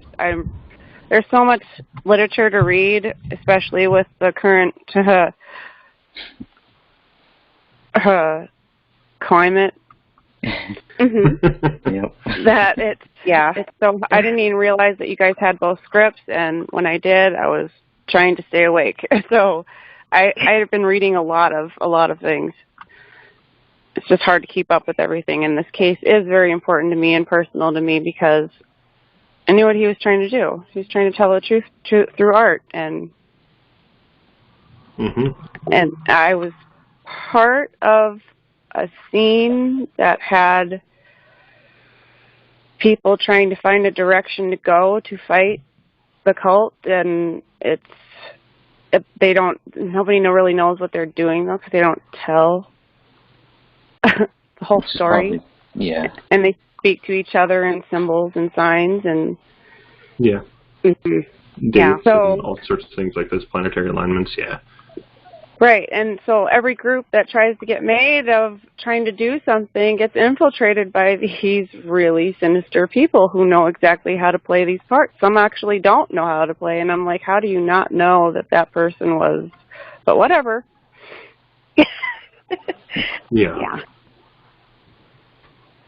I mean, we're coming across that right now, just investigating the case, and we're finding out that certain people have infiltrated other groups, and they're riding the coattails, but now I'm beginning to wonder maybe they're informants and not really riding their coattails. Yeah, they're just trying to steer it where it needs to go. Yeah, exactly. For instance, like they were in We Are Change, they were in, and now they're in the Proud Boys, and now they're moving to other things. And I saw the way that Standing Rock was infiltrated. That was some crazy. I couldn't even believe it. Like, it was alarming though, too, as of an awakener, because once they made it about something of love and peace, they had no control over the numbers, and everybody wanted to show up to help. And then they really found that they messed up because their number. They said it was like 10,000. Yeah, right. There was like 40,000 people there. And so they had to give them a breadcrumb. So they did, and they said Obama signed the whatever thing, and then they bought themselves a couple weeks' time. Work never even slowed down. The pipelining did not even get stopped, and they've done both sides every single time. They're always fixing the narrative, and they're agents, and they do get caught. The actual journalists who care. And there have been multiple, but then they're shut up and no one ever hears about it again. But while it was happening, everybody found out that we actually cared to look into anything, that there were your infiltrators. And now they have journalists, and I put quotation marks around this. They're not even real journalists. They basically write up whatever they're handed. Right. And Anderson Cooper. Now they're just Yes, like Anderson Cooper or Snake Boy, Tom Lydon. Yeah, he is. I can't hear, but yeah. Well, I found some interesting things about him, and the fact that his tweets, it's like, holy cow, one of them was a little bit disconcerting. And I know this is off topic, but I'm like, really? And this guy's considered a quote-unquote investigative reporter, where he's talking about where he effed somebody's cat? What? He was being snarky, and it was a drunk tweet. He was being a jerk. God. But the fact that he said, I'll F your cat? Who does that? And this is he's not kidding. Oh my God. He's not kidding. He's not kidding. That's not a joke. That's not a drunk tweet. He's not kidding. They say things for shock value, thinking that no one will believe him because it's so outlandish. No, this is all in their book. Yep, then Chrissy Teigen. And the fact that Tom Lydon has the fact that Tom Lydon has a cat scares me. Well, we need to look deeper into that tweet, because it very well could be like a dog tweet, and I say that in quotes too, because dog tweets are not really about actual dogs. No, they're sending messages in that. Yeah, It was the same one that Danny Mason did. Christmas, was it Christmas Eve or Christmas? Yeah. From the National Lampoon's Christmas Vacation quote. Yes. Which quote was that? That was a message. He was sending a message. Yep. None of us got it, but, well, regular people, I should say. Yeah, I didn't saying, see his tweet. There's people that aren't aware of these dark things that are happening. They speak in another language. They say things, and it's like Black Law's dictionary. It needs its own dictionary because it's a completely other language. It may be English to you, but it's not what it means in court. Yeah, it's true. Yep. Legalese, it's its own language. It literally is listed as its own language. Yeah, I've got that quote up here. Where do you think you're going? Nobody's leaving. Nobody's walking out of this fun old-fashioned family Christmas. No, we're all in this together. This is a full-blown 4-alarm holiday emergency here. We're going to press on, and we're going to have the happiest Christmas since Bing Crosby tap dance with Danny fucking Kaye. And when Santa squeezes his fat white ass down that chimney tonight, he's going to find the jolliest bunch of assholes this side of the nut house. Yeah, I know what that means. You straight up tweeted that? Yeah, on Christmas Eve, right? Yeah. Yeah. He must Ironic have timing. because there's a lot of tweets. It shows on his Twitter he's only got 2013. He probably took it down after we posted, Oh, yeah. after somebody in the group posted it, I'm sure. I don't know. But it was like a year or two after, wasn't it? Or was it? It was a screenshot that I had sent to Catherine. Okay. He had taken it down after he found I rated his page.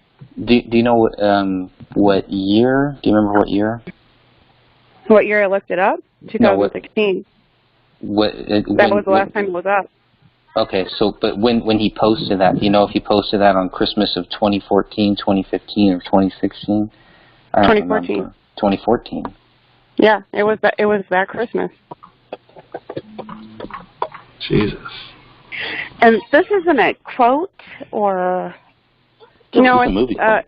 It's a movie quote, but he posted it on Christmas Eve, right after he had landed in Minneapolis.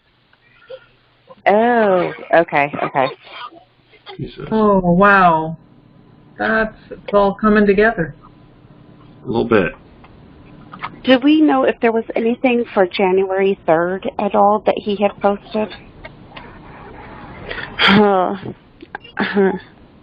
Sorry,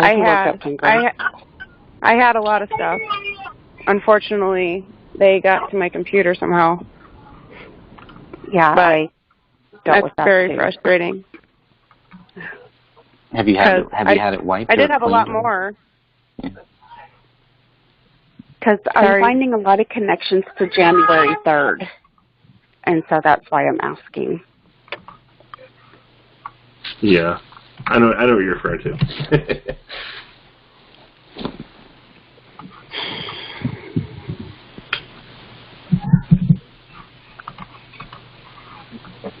Man, that is just creepy. That quote is, Jesus. Yeah, and him just tweeting that's quite alarming. Which confirms a few of the things. And so I'm curious as to when he left then. Because if you look at some of the likes he's liking, he is liking Manly P. Hall. There's another Freemason right there. And things like this I found on Twitter. So this is curious. He is a curious case. So that just kind of makes me kind of question, was he there then? Could he have been there?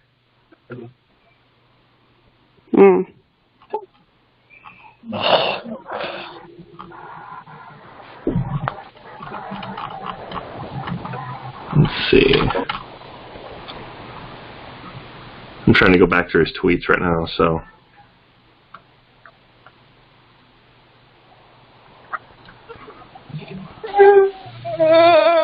Well, we know he's there on the 19th, on January 19th, so I know we're going to cover that in our next podcast.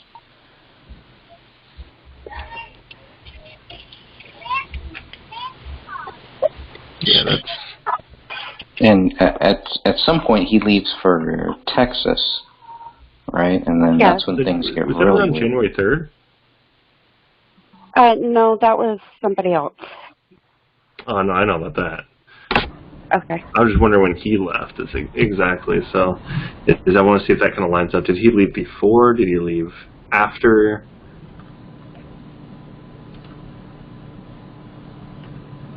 curious. Do you guys know when he left for Texas exactly? It would have had to have been, if I had to guess, at least late 2015, maybe early 2016, because he's there when they're doing the whole media tour. Yeah. You know, talking to everybody how it's so sad, but David's guilty, and just we need to move on. They're going silent. They're going, quiet, and then he sends us that one drunken rant, which is kind of weird too. So I don't know. It's not a very stable person. If you just look at what he's posting, what he said to us, if I just look at what he's sent me in messages and what he's posted into the group, and then just goes silent after that, it's just not a very stable person. If you watch the Ben Swan video, you kind of get that feeling too, Yeah. Oh, yeah. You can look in his eyes. I try not and to. Then you see that he's got domestic assault and stuff like that. So it's just... Yeah, that was weird. That was an odd And thing. there are two separate times, two separate incidences. Yep. Mm-hmm. Misdemeanor or felony? The first one has been taken down. When I was doing my research on all of this, I found it.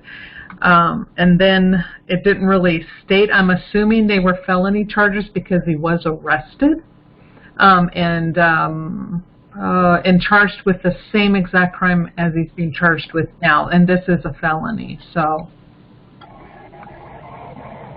And they were the other ones were wiped off his record? I'm sorry, you're both talking. I didn't hear. Sorry. Sorry. Go ahead, Joanna. So they were both, the earlier ones were wiped off of his record? The earliest one, unless you have the case number, and I do, it's on a different device. It's not on this one right now. Otherwise I'd pull it up for you. It's wiped off of the internet. Even this other one, when I tried to go back and just do, just a Google search. Before, when I first found it, I found it quite easily. It popped up right away. And then when I tried to find it, and I do this, I just do this with everybody, even myself. I'm just one of those, I want to see what Google has going. And all of a sudden, I couldn't find it anymore. Even on the one that's current now, I had to actually go to where he was arrested and go to that public record search there. And then you can find it. But the first one, that wasn't even listed. And this is just within a few days. Yes. So there's somebody who's watching the looking. group and going up and cleaning up the messes. Yeah. Oh, that's an interesting picture. Goes quite well with his current photo. Yeah. Moonlighting. That's the name of the film here. Moonlighting. Exactly. Copywritten by Ralph Matthews. Photo by Sarah Harmon. Did you find anything on me, Catherine? I don't know if I had it all I scrubbed. have not searched you. No, thanks. No, I will. Yeah, I've had it all scrubbed. So. When I say everybody, I'm talking about everyone associated with this case, from the police chief all the way. And I'm still going. I've done Leiden. I've done the reporters. I've done all of these guys. I've done them all. There's just a couple that I still have to get. But yeah, some of them have quite interesting backgrounds. I mean, nothing that I would go around posting online, but it's interesting. Yeah. Mm-hmm. I just know after seeing everybody's background checks in Minnesota, you don't want to be even going 3 miles above the speed limit. I know. You're going to get pulled over. Mm-hmm. I think some of the cops are good, though, right? I think all of us would agree with that, or no? Is there anyone here who thinks, they're all bad? I mean, no, I know some really good cops, so I know they're not all bad. I'm just talking about in this case. I think the ones that are left are just trying to hold on to whatever bit of dignity they've got, and it's only a matter of time. Mm-hmm. Because I think that even was, Even they're sick of it. Yeah. And right now they feel like they're caught between a rock and a hard place, which they are. Oh, they definitely are.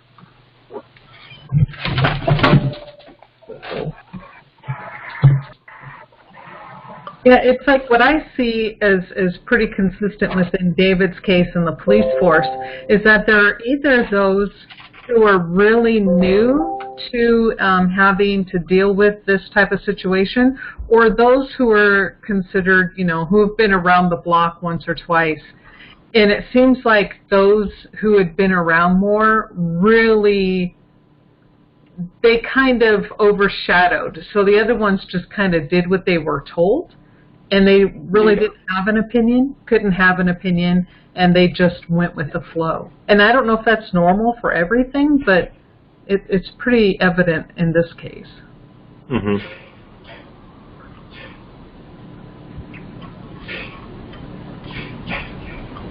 I'm just looking. Sorry, I'm just looking at what's his face's Twitter right now to go and break it down. I mean, he follows. Mason, well, when I say Mason, DAM follows quite a few different people that I would say are kind of, they do promote the other side, if you know what I'm saying, like, as in, like, the guys we should They not worship trust. the Dark Lord? Yes, their Lord and Savior. Yeah, they're not kidding. No, they really aren't. Luciferians are evil pieces of shit. And they turn on each other quickly. Oh, yeah, no, if somebody is, like, totally, like, just like, oh, okay, well, they're not totally supporting this all the way. Like, they've got some other things they're doing over here. I can't really, Well, even if you look in the timeline of Danny's photos, his photo shoots, after they were murdered, he all of a sudden starts flashing up all the signs and the symbols that he's been initiated. Yep. It doesn't happen before. It happens after, which means that was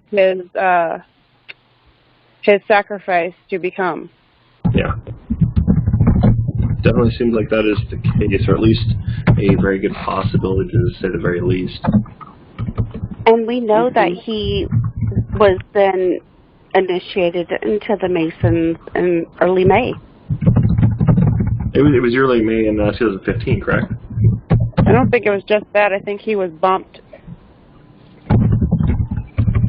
Like bumped up or bumped out? Bumped up. Oh, I don't think he's handled anymore. If you're telling me he's getting felony after felony charge, sounds like he's unraveling.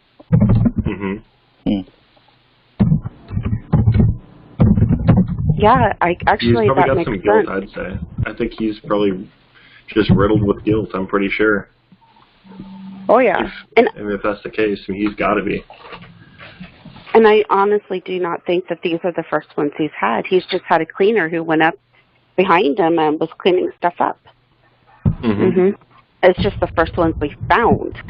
Actually, I didn't find it, so I can't claim that. Yeah. Curious. Very, very curious indeed. I mean, if you look at like who he's following on Twitter, you've got like all sorts of celebrities, some with some very, very controversial things kind of going on with them. And then, of course, you've got, following like the right-wingers, like, for instance, like Candace Owens, Thomas Sowell. I mean, I would argue Thomas Sowell isn't necessarily a right-winger. He seems like he's a little more like libertarian, probably like towards like the center. Yeah. But like Candace Owens, Gina Carano, Tulsi obviously is a lefty, but she's kind of a strange case for lefties. But I mean, he follows the Manly Hall Society, which Manly Hall he's a Freemason. So, but he's also following like Kevin Sorbo and Don Jr. and things like this. So I mean, I find it strange. Like, you see like people that are kind of like they lean to the right. They follow the right. They don't generally follow like people like Katy Perry, right? Well, if you remember that movement was all about following neither side. So the fact that they chose a side sends a message. Yeah. Yeah. You got like the Patriots, for instance, where people that are just going to be basically following, actual patriots. They're not caring on which side you're necessarily on. They just want, Yeah, they have people freedom to be an individual, who you exactly. are, who God made you as. Exactly. And then, of course, like this guy, he's following people that are, we can find direct ties to Luciferianism. We've got Katy Perry. Let me just break down a few more real quick. Where are they? I mean, we saw Matt Drudge kind of got outed not too long ago, being kind of not exactly on our side. Thomas Paine, we know that he was tied to Illuminati. Genesis. And then I'm still very leery about Elon Musk and Ben Shapiro, of course, but let's see who else. Genesis. Yeah. Elon Musk is in Genesis. Oh yeah, well he's a transhumanist. Yeah. He's gone steps beyond that. Well, we've got, ultimately, if you have read their literature, oh yeah, that was the plan. They want to take the next step to basically get rid of humans because we're basically inferior in every way to what their ideal political person is. Yeah, exactly. Isn't it ironic? They're trying to claim that David domestically abused his wife and child. Isn't that exactly what a narcissist does? As they shift the blame onto the person they want to be the victim, who now can't speak up for themselves, which is usually how it goes in a domestic relationship. And then think of the climate right now, and everybody being taught to think that they are a walking disease. Children, look at the blatant child abuse, and then they say that you're the abuser if you're not doing any of these things we're telling you to do. That is a domestic abuse relationship. It's on a worldwide scale now. It's a systemic racism. There's the critical race theory, of course. Then, of course, if you're not wearing they want people to feel guilty for every which way that you have a thought, and if it's not their way, they will manipulate in some way. And that is, seriously, that is the definition of a domestic. That's exactly what they're good at, manipulating, gaslighting you, making you think that you're at fault for everything. They're God's grace, and they would never do anything, and you're the crazy one, but you're the one trying to figure out all these things because you're being told you're crazy, and you swear that you're not, so that you know all this information. But wait a minute, that can't be right. No, that's an abusive relationship. Exactly. And they did the exact same thing when it came to this case. Oh yeah. It definitely feels that way, where they're just trying to shift it in a specific way, and if you're not buying it, I mean, you look at the other group, look how they react to us, They're not even willing to accept, they're not even willing to even really come to the argument. It's just, you're wrong, and if you believe anything else, I mean, you're an idiot, you're then I'm going to threaten you, then I'm going to track you, or then I'm going to do this to you, and I'm going to make you move multiple times.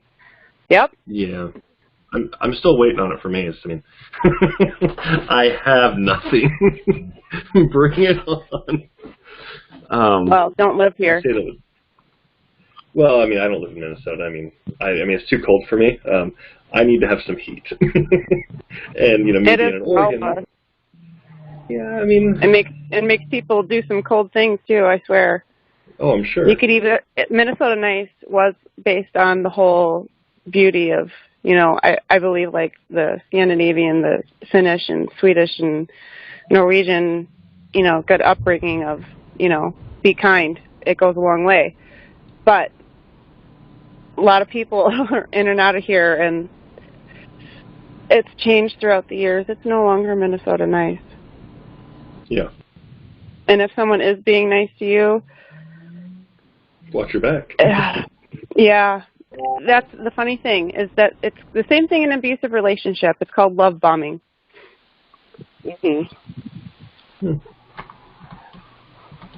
Fair enough. I don't know if anybody covered this earlier. I was around the kids when they were being very noisy, but it's not just Danny August Mason who has that type of record. There's others in the Gray Straight guys, in that little group that have it. And some even, their records are even worse. And they're all turning around and accusing David of this. And there's absolutely no proof. None. Why would they, why do that to David? If it's supposed to be their friend, what could he have done that was so bad that would make them do that? To risk what they're going through now? Well, I mean, it's like the more that they talk, the more people raise eyebrows towards them. They have to see that. Maybe a narcissist doesn't see that, so maybe they don't see it. But, geez, I mean, these guys just need to shut up, or just, for once and for all, prove David Crowley guilty, or just admit that you know that he's not. Quit lying to us. Think about the silence, though.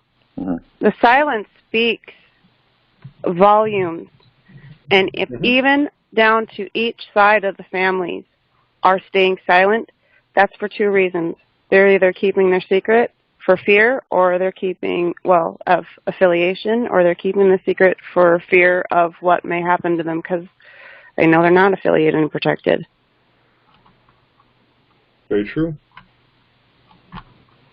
And they used his 2013 script to do the documentary. That's what they shaped it around. And, you know, they were making money off of this. So I guess that they needed the narrative to prove that to prove to the viewers.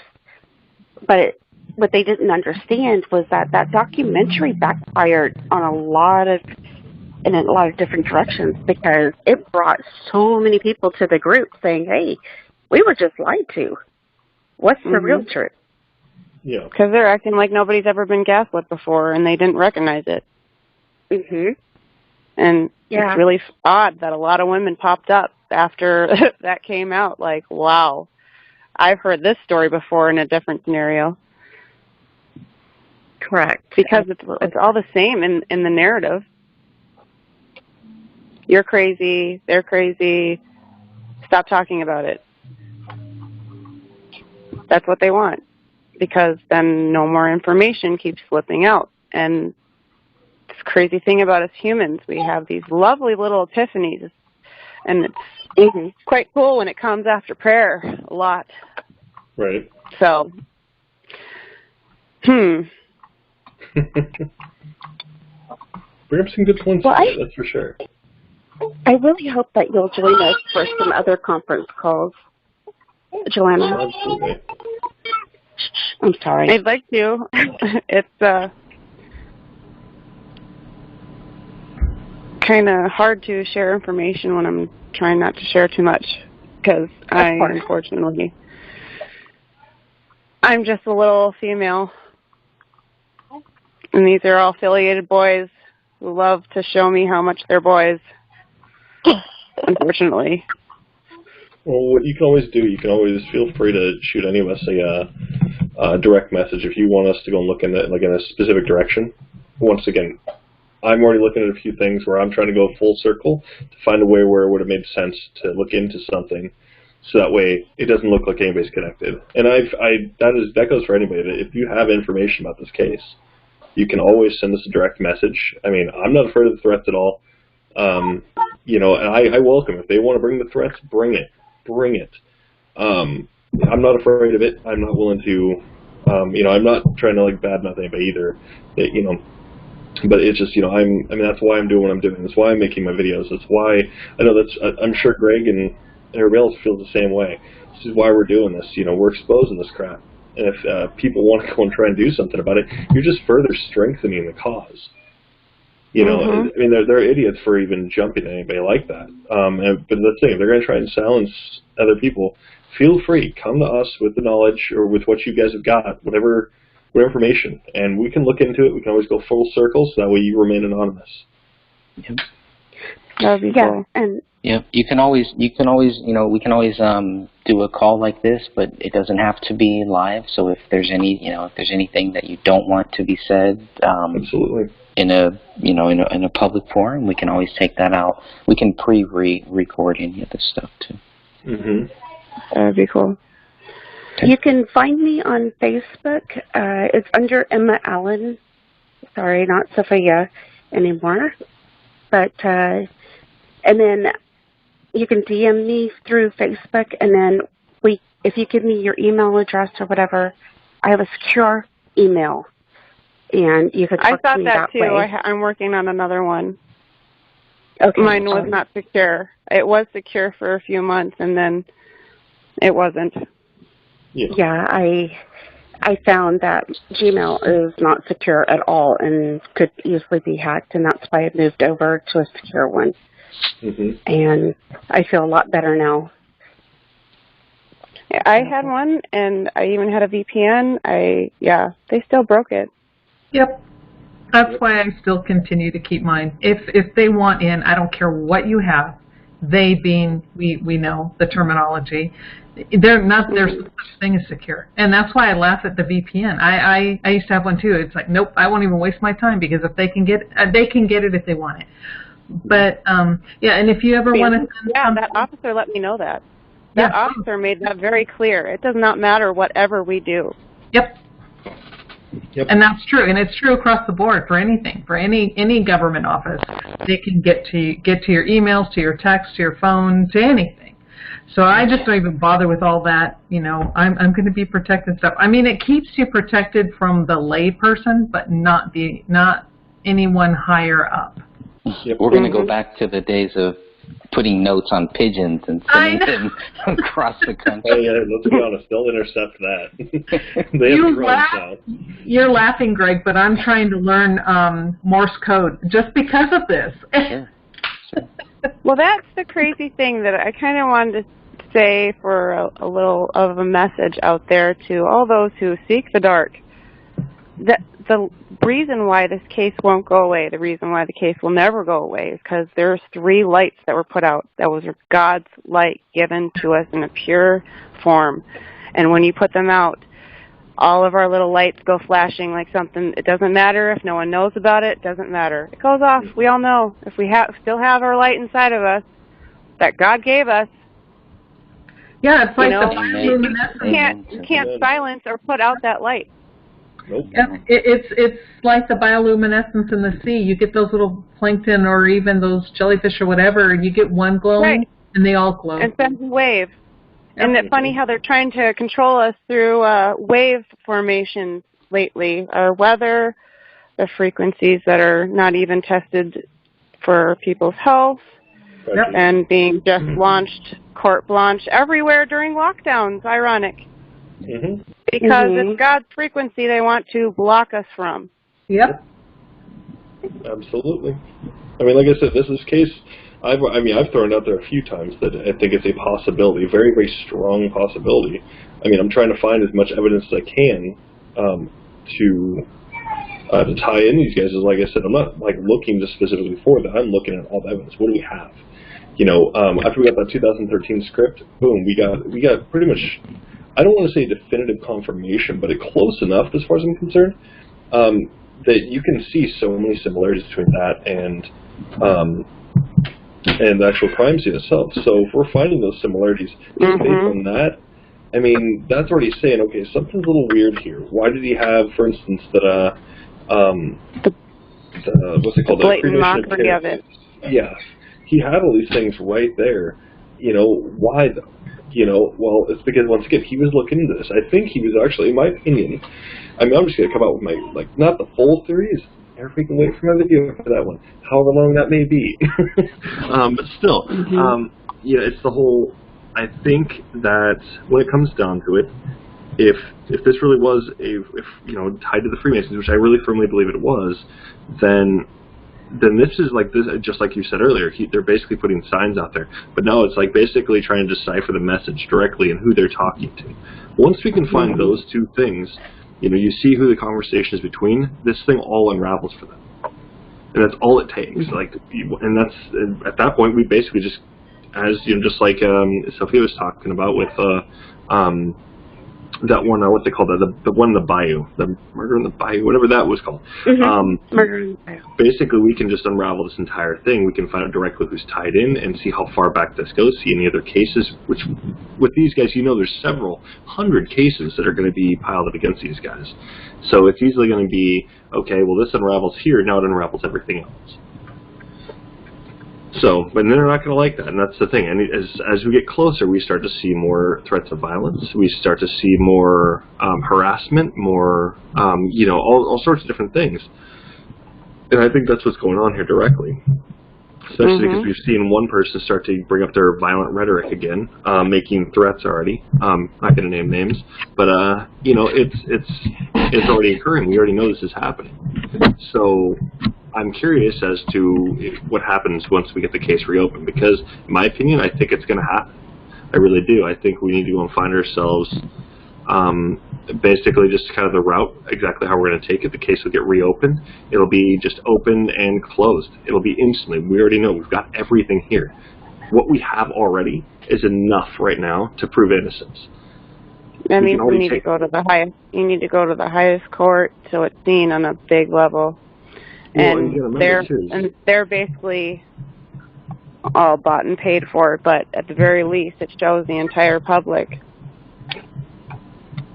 Well, what I see also is the fact that if this truly is connected to the Freemasons, this is going to go global, because you're going to start finding, and so this will hit international court and all this, and we know that's where they're going to thrive because, well, America's like the last bastion of freedom, really. So, and even then, it's falling apart slowly at this point. I mean, it's starting to kind of pick up speed, but it's. Once the ball gets rolling, I mean, people are going to wake up to it, and that's directly what it's going to come down to. So if David Crowley, that's what he was trying to do, is wake everybody up, well, his case will certainly wake people up. And I already know it has already to quite a few people. So. But notice that, too. The so-called truther movement, it should be like a freedom movement, but because truthers now been infiltrated so much. Yep. But the whole truther movement, who's talking about it? Who's talking about this case? Who even brought it up? And there were videos. There were many videos right after it happened of everybody raising an eyebrow. Like, come on, people, we all know what happened here. And amazing, they're all gone. Yep, just like the John Lane case. It's like only a handful of people, if there are any, and they really don't say much other than a couple minutes. Why are even truthers afraid to touch this case? Yeah. Well, that's the thing. I think anybody looking at this for any more than probably about 20, 30 minutes, I think it's pretty clear they can see there's something else going on here. Well, I'm sorry. And here's where I kind of differ. I don't believe that the crime scene itself speaks of a government or a Freemason type of crime scene. What I see, though, I see a lot of rage. I see a lot of anger, vengeance. But the aftermath... That's part of the ritual. But you have to be aware of that. Yeah, the aftermath, though, is where I see the connection come in, because some of the players had ties, so they did something, and they needed somebody to help them cover it up. Yeah. And now it's CYA, and I need you, and they all jump on board going, what you need, we got your back. And that's kind of how I see it. And then from that point forward, they're not about to come back and say, oh, well, oops, our bad, we protected so-and-so because he was one of us. Now it's like digging their heels in and causing more problems. Yep. Well, if you're looking at the crime scene, the thing there's a missing 50,000 that shows that somebody paid for the hit. Well, so even if they were trying to show affiliation through their rituals, that the signs that are there, because that is enough evidence right there. You'd have to have a member come forward and be a witness to that, though, and that is the hardest thing to do. They won't stay alive very long. Well, the thing is, the 50,000 appears right back in, too. That's why I'm curious about I'm still looking at that right now. That's because Daddy covered up.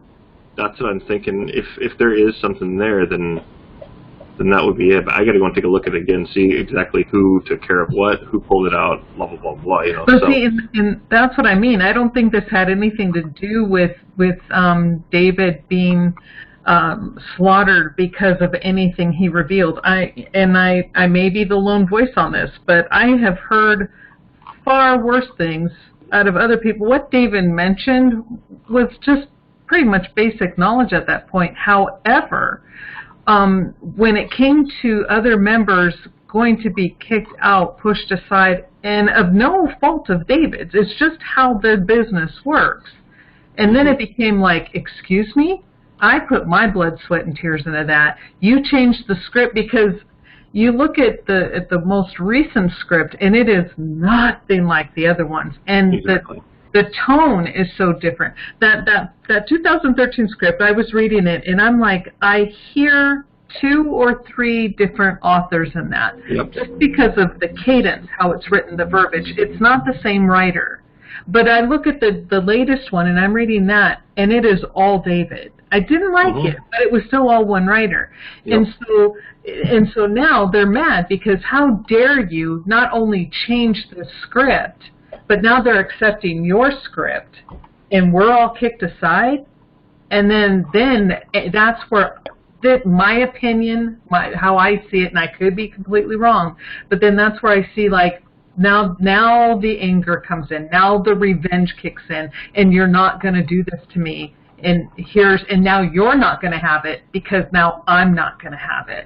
And then after that, then I see a Freemason footprint in the cover-ups. Yeah. I see. I see your point. That's all very true. But when you think about when David met Danny and how they came about to writing the film in the first place, David was on a trail of what we call the lovely rabbit hole. Mm-hmm. And because he was military affiliated, I don't know, it's just my ideal that he was assigned a handler and Danny was it. And he was the infiltration that helped him write a script in a certain scenario so that they can do a good job with narrative. Yeah, you're onto something. So if that's the case, then maybe the actual real scheme of things has nothing at all to do with this gray state, but has everything to do with maybe something he knew or ran into during his time in service, which he never spoke about, but they had to make sure he never would. Right. Well, which could potentially be bringing up the Fort Hood connection. Yeah. So, and we all know that's got some Freemason connections as well. So there's a big connection between Texas and Minnesota. Big. And what a lot of people don't understand is the majority of his unit is either dead or in prison. Mm-hmm. And that is not normal. No. So my guess is they either couldn't control certain people, and so they either put them someplace where they could control them, or they just killed them. Yeah. Which would explain silence on both sides, too, because it's military on both sides. Mm-hmm. Mm-hmm. Yeah, because there's silence. The family silence is what gets me. Yeah. How quick they were able to just accept the fact that, oh yeah, this totally happened. Yeah, and that's the thing, and that was another thing when I saw, first when I was saying, I thought maybe you guys just didn't understand the autopsies, and then when I did watch the floppumentary on Netflix, and I'm telling you, Dan Sr.'s face still haunts me to this day. And when I saw that man's face, I'm like, there's no way in hell he believes his son did this. He just doesn't. But yet these words, he's allowing them to come out of his mouth, and I kept going, why? Why are you letting them talk about your son like that? Mm-hmm. Because he's affiliated. That's sad. He very well could be tied in with it directly, or he very well could also be threatened and told if he doesn't do what they're, basically play ball, that he could be next. That's definitely a possibility. Well, that is a threat. You don't give up secrecy. And if one of your family members is now gone because of something that was done that was okayed by them, you don't say anything, or you're done. Yep. Jeez, that's horrible. I mean, I definitely think that there's quite a few people in this case that do need to be thoroughly background checked for sure. I think I'm curious because I know that he got a patent. I know that me and Sophia we were looking at this, a while ago where we looked at the patents and everything, and he just all of a sudden came across basically he's able to patent something and just made millions. Well, I saw where these guys are trying to file to get legal rights to the patent, but I'm a published author. I know how this crap works, and that's why I'm telling these bastards, excuse my French, they piss me off to no end. They're stealing this man's work, and unless they have a will that specifically states, upon my death, and this goes to my father, his dad has no legal claim to that whatsoever. It remains David's until 70 to 75 years after his death. Then and only then can a family member then claim copyright and continue it on the family line. Otherwise it becomes public domain. So the fact that these a-holes, and where they even gone to even try to claim and file to get legal claim to copyright, just it's a burr in my saddle, I'm telling you. I just want to just beat the crap out of him.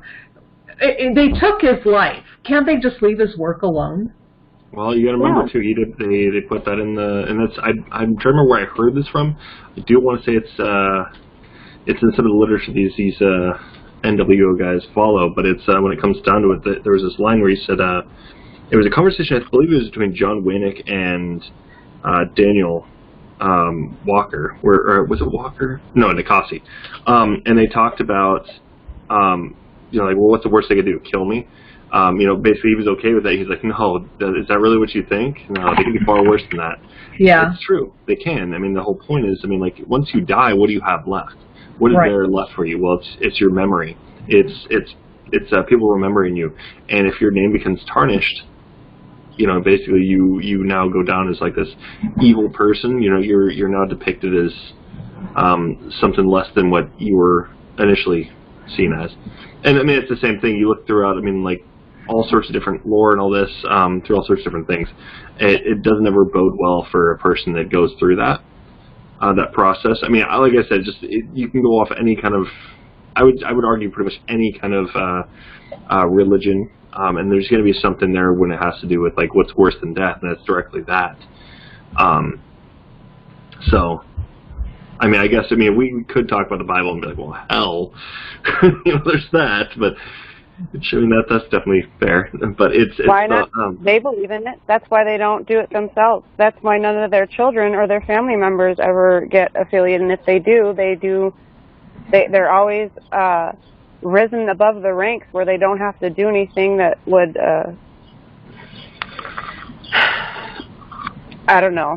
start divine karma. Mm-hmm. It's always the lower young youth who believe that they're doing the right thing and that are easily manipulated. Yep.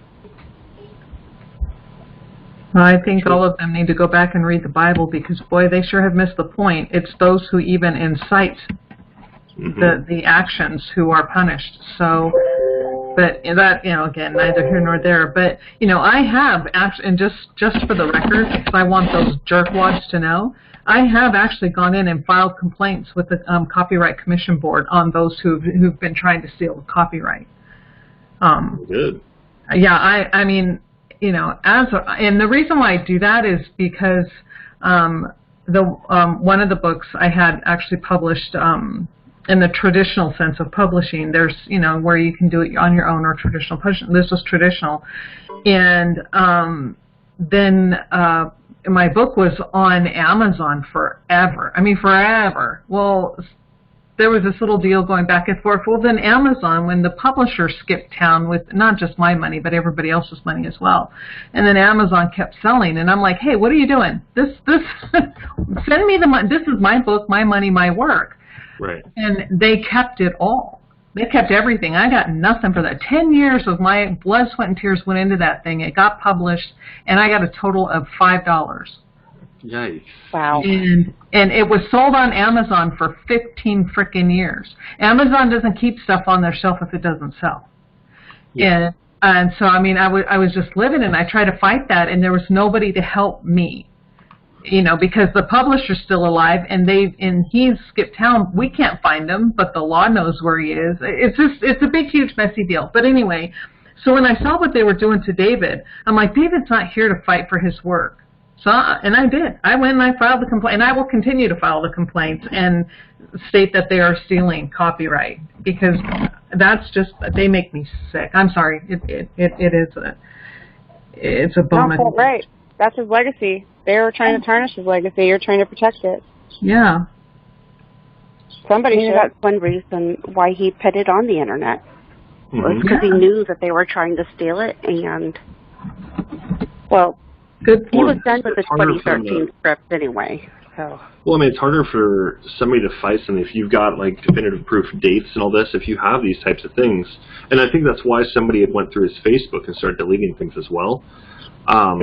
Is because, once again, that's what it comes down to with copyrights. I know I was under a bit of a concern because somebody I know had copywritten something of one of my other former friends, and he had copywritten a design that, you know, basically it was for him.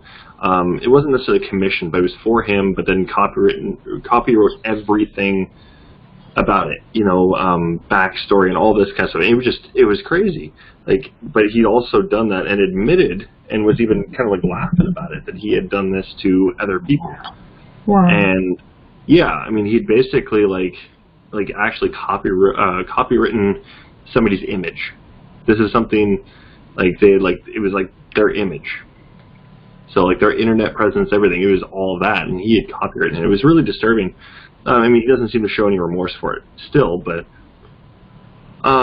you know, it's just disturbing because we're seeing this all the time. That's why I do everything I can. If I make something, I watermark the hell out of it, or I put dates. I've got it thrown up everywhere. You know, so somebody, they're going to try and take something, they're going to try and copyright some stuff. That's what I'm going to do. I think David was very, very well aware that was what's going on. That's why he was trying to push those guys out. I think there was a definite possibility of that, at least, and why he was trying to get the Rise out like as soon as possible, because the Rise itself also it had like so much in there that was going not only for the documentary but also that goes into the Gray State 2014 script. I think that's also why certain characters were written out. I mean, this is all starting to really just like a lot more, you know, kind of come together, especially with this information. So I do appreciate all the information. Now it's all there was that, like, basically those little pieces we didn't really necessarily have. We had suspicion, but I mean, looking into some of this now, it's just like, holy crap. Okay, maybe this is connected here because of this. This is connected here to this, and so on. It's just fascinating, but it's disturbing at the same time. So, but good on you for keeping the copyright going. You know, basically saying screw you to the goons. You know. Yeah, and I will, just because it's not right, you know, and it holds true for anybody, because anyone who's written or created or produced or whatever, you would do something like that in a creative sense, and you put a lot of work into that. You know, sleepless nights, endless days, time away from family, just to get it complete, and then to have some loser come by and say, oh, that's mine? It's like, screw you, buddy. You're going to have to fight for that, because I'll fight you to keep it out of your hands. Right. Yeah, I totally get that. But I do have to get going, as it's been half an hour over. So. Oh, my goodness. Oh, jeepers. We have been yucking. But yeah, no, I mean, I feel like, I mean, the only thing we didn't really talk about on this list, I think, is Allahu Akbar, but just to say one quick thing on that, it doesn't add up because David's hand is too big, or too small, I mean, so it has to be somebody with a bigger hand, slightly bigger. It doesn't have to be much bigger, but it would have to be somebody with a little bit bigger of a hand. What are you talking about, the what? Allahu Akbar on the wall. His hand does not fit. I don't even know what you're talking about. Oh, the name. I'm sorry. Yes. Okay, got it. Yeah, the bloody smears. Yeah, his hand doesn't fit it. So I was actually comparing all sorts of different kinds of sizes. That is something, I mean, I'm definitely willing to talk about off air. I will get into that more. But that's because that's going in the video, and I don't want all the details of that coming out right. to everybody quite yet. And motive, I think we basically covered that. It is pretty much, if I'm not mistaken, I believe everybody's straight across the board on all those different theories that this is why David's guilty. It's all finances. I believe it's basically the same thing they all keep spouting. So, I mean, we've already been able to shut that down. So I think, and blood spatter, that doesn't, yeah, there's not enough blood there anyways, but. Yeah, what blood splatter besides behind the couch? Minimal. Yeah. Or behind the recliner, sorry. Yeah. Yeah, there's not enough. I mean, it doesn't line up with the narrative. So. Right, and there's one thing I want to say real quick about that as well, because when I was doing all the research on the blood spatter, and not only is there not enough blood for the injuries that are sustained, yep. but the blood that is there and was tested belongs to only one person, yet you have 3 victims. And it shows movement. Whoever, Kamel, which we know most of the blood is Kamel's, but we don't know all of it because it wasn't tested. So we can just say whoever's blood was in those particular areas, they were a moving target. As they're being injured, their body's in movement. And yet the police didn't even stop to look at that. Interesting. They Can I say weren't. something? Yes. But there's still a lot of missing blood, correct? Yes. Oh, yeah. Which would explain the ritual. Yeah. Yeah, and it's missing blood from all of them, not just one. Yeah. I know. Well, another thing too is like if we're talking about just the blood in general, then you also got to consider the whole thing that I don't know the other group. This is why I was really hoping they would be here for the discussion, because I've seen their argument. Their argument isn't strong at all, but what they're trying to say is, oh, it's soaked into the carpet, which is soaked into the floor. No, that's body decomp fluid, actually. Well, you can't even see that on the other side of the rug. The BCA has pulled up that rug, rolled it up, and took photographs underneath where the bodies were located, and it is clean. So, no, that argument Yeah. Exactly. Correct. But yeah, but everything that was right there, it was all body decomp is all it was. Yeah. There's nothing. A little bit on top, correct. Exactly. And so that just tells you right there the bodies really hadn't been there for like an extended amount of time. So 10 days. There, but, I mean, I think it's probably around the January 3rd area, but I'm not a professional medical anything, but I was around while my ex was a crime scene cleanup, and in every case that I saw, that not that I wanted to, but I think it was for a reason for this case, to witness what I witnessed, there's a lot more blood in the human body than what was found at that scene, and I've seen cases that they've been sitting there for months decomping, and yep, no way. And there's 3 of them, and they're all missing the same amount. Yep. So what were you saying, Joanna, about the ritual? What were you saying about that? Everything. When they do a sacrifice and they do it under ritual, it has to be made and paid in blood. Oh, okay. Which means most of their victims are found missing the majority of their blood. Yeah, all of it, usually. Yeah. Yeah, because what caught my eye when they are stating that lividity is absent and not seen on all 3 victims, right away that tells me they had to have been bled, especially little Rania. You know, even her body was lacking lividity, and which should not have been the case. If she had simply just been shot in the head by her dad and left there, it would be so obvious it's not funny, but there's nothing. Yeah, there'd be a pool of blood. Well, there'd be a lot of blood there. Children.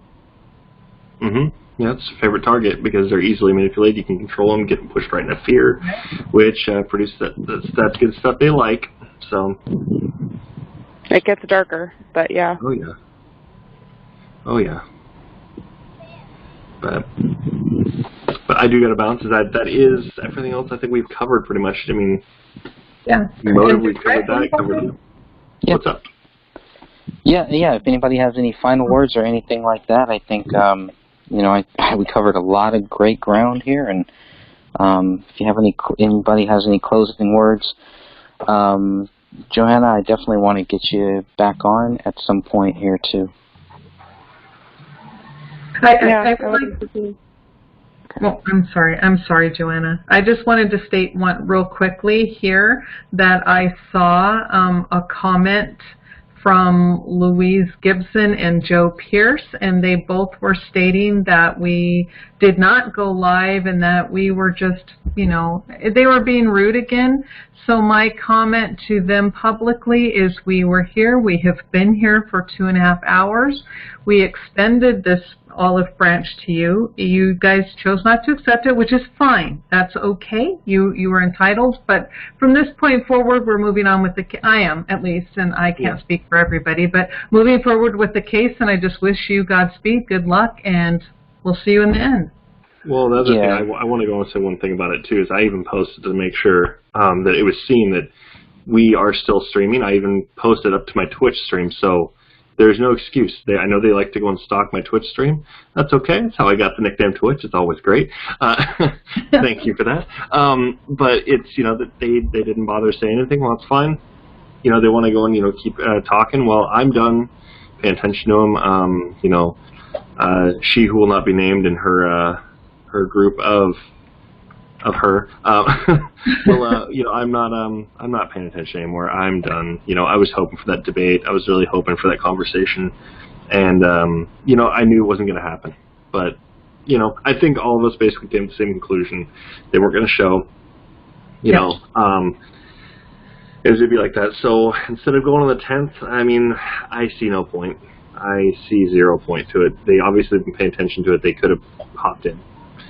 Especially if they were paying that close of attention, they easily could have hopped in for a conversation. Well, Louise and Joe were both saying that they came on to talk to us, but it showed that the live stream had gone actually earlier than what we said, and yeah, we know it's a lie. And I'm like, and I just sat there and I'm like reading their comments, and I'm like going, oh, okay.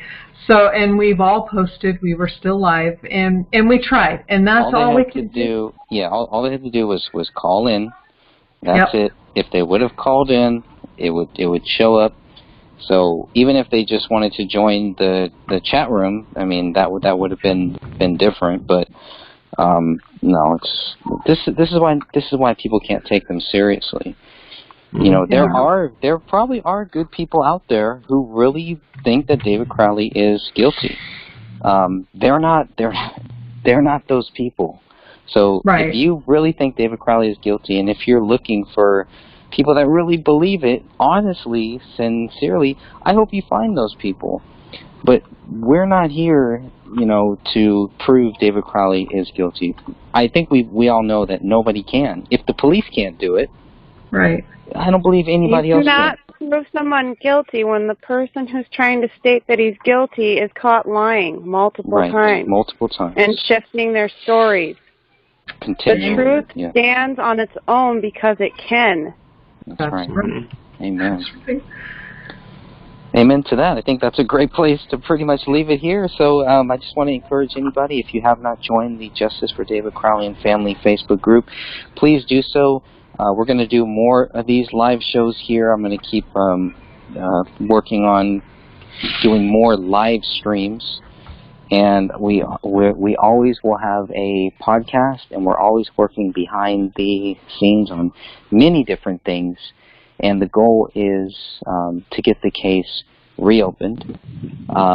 I would like to believe that at some point in time, the Apple Valley Police will take on that charge. If they won't, you know, it's all in God's hands. And I really think God brought us all here, and for whatever reason, if this is what God wants, it will be done. And that's it.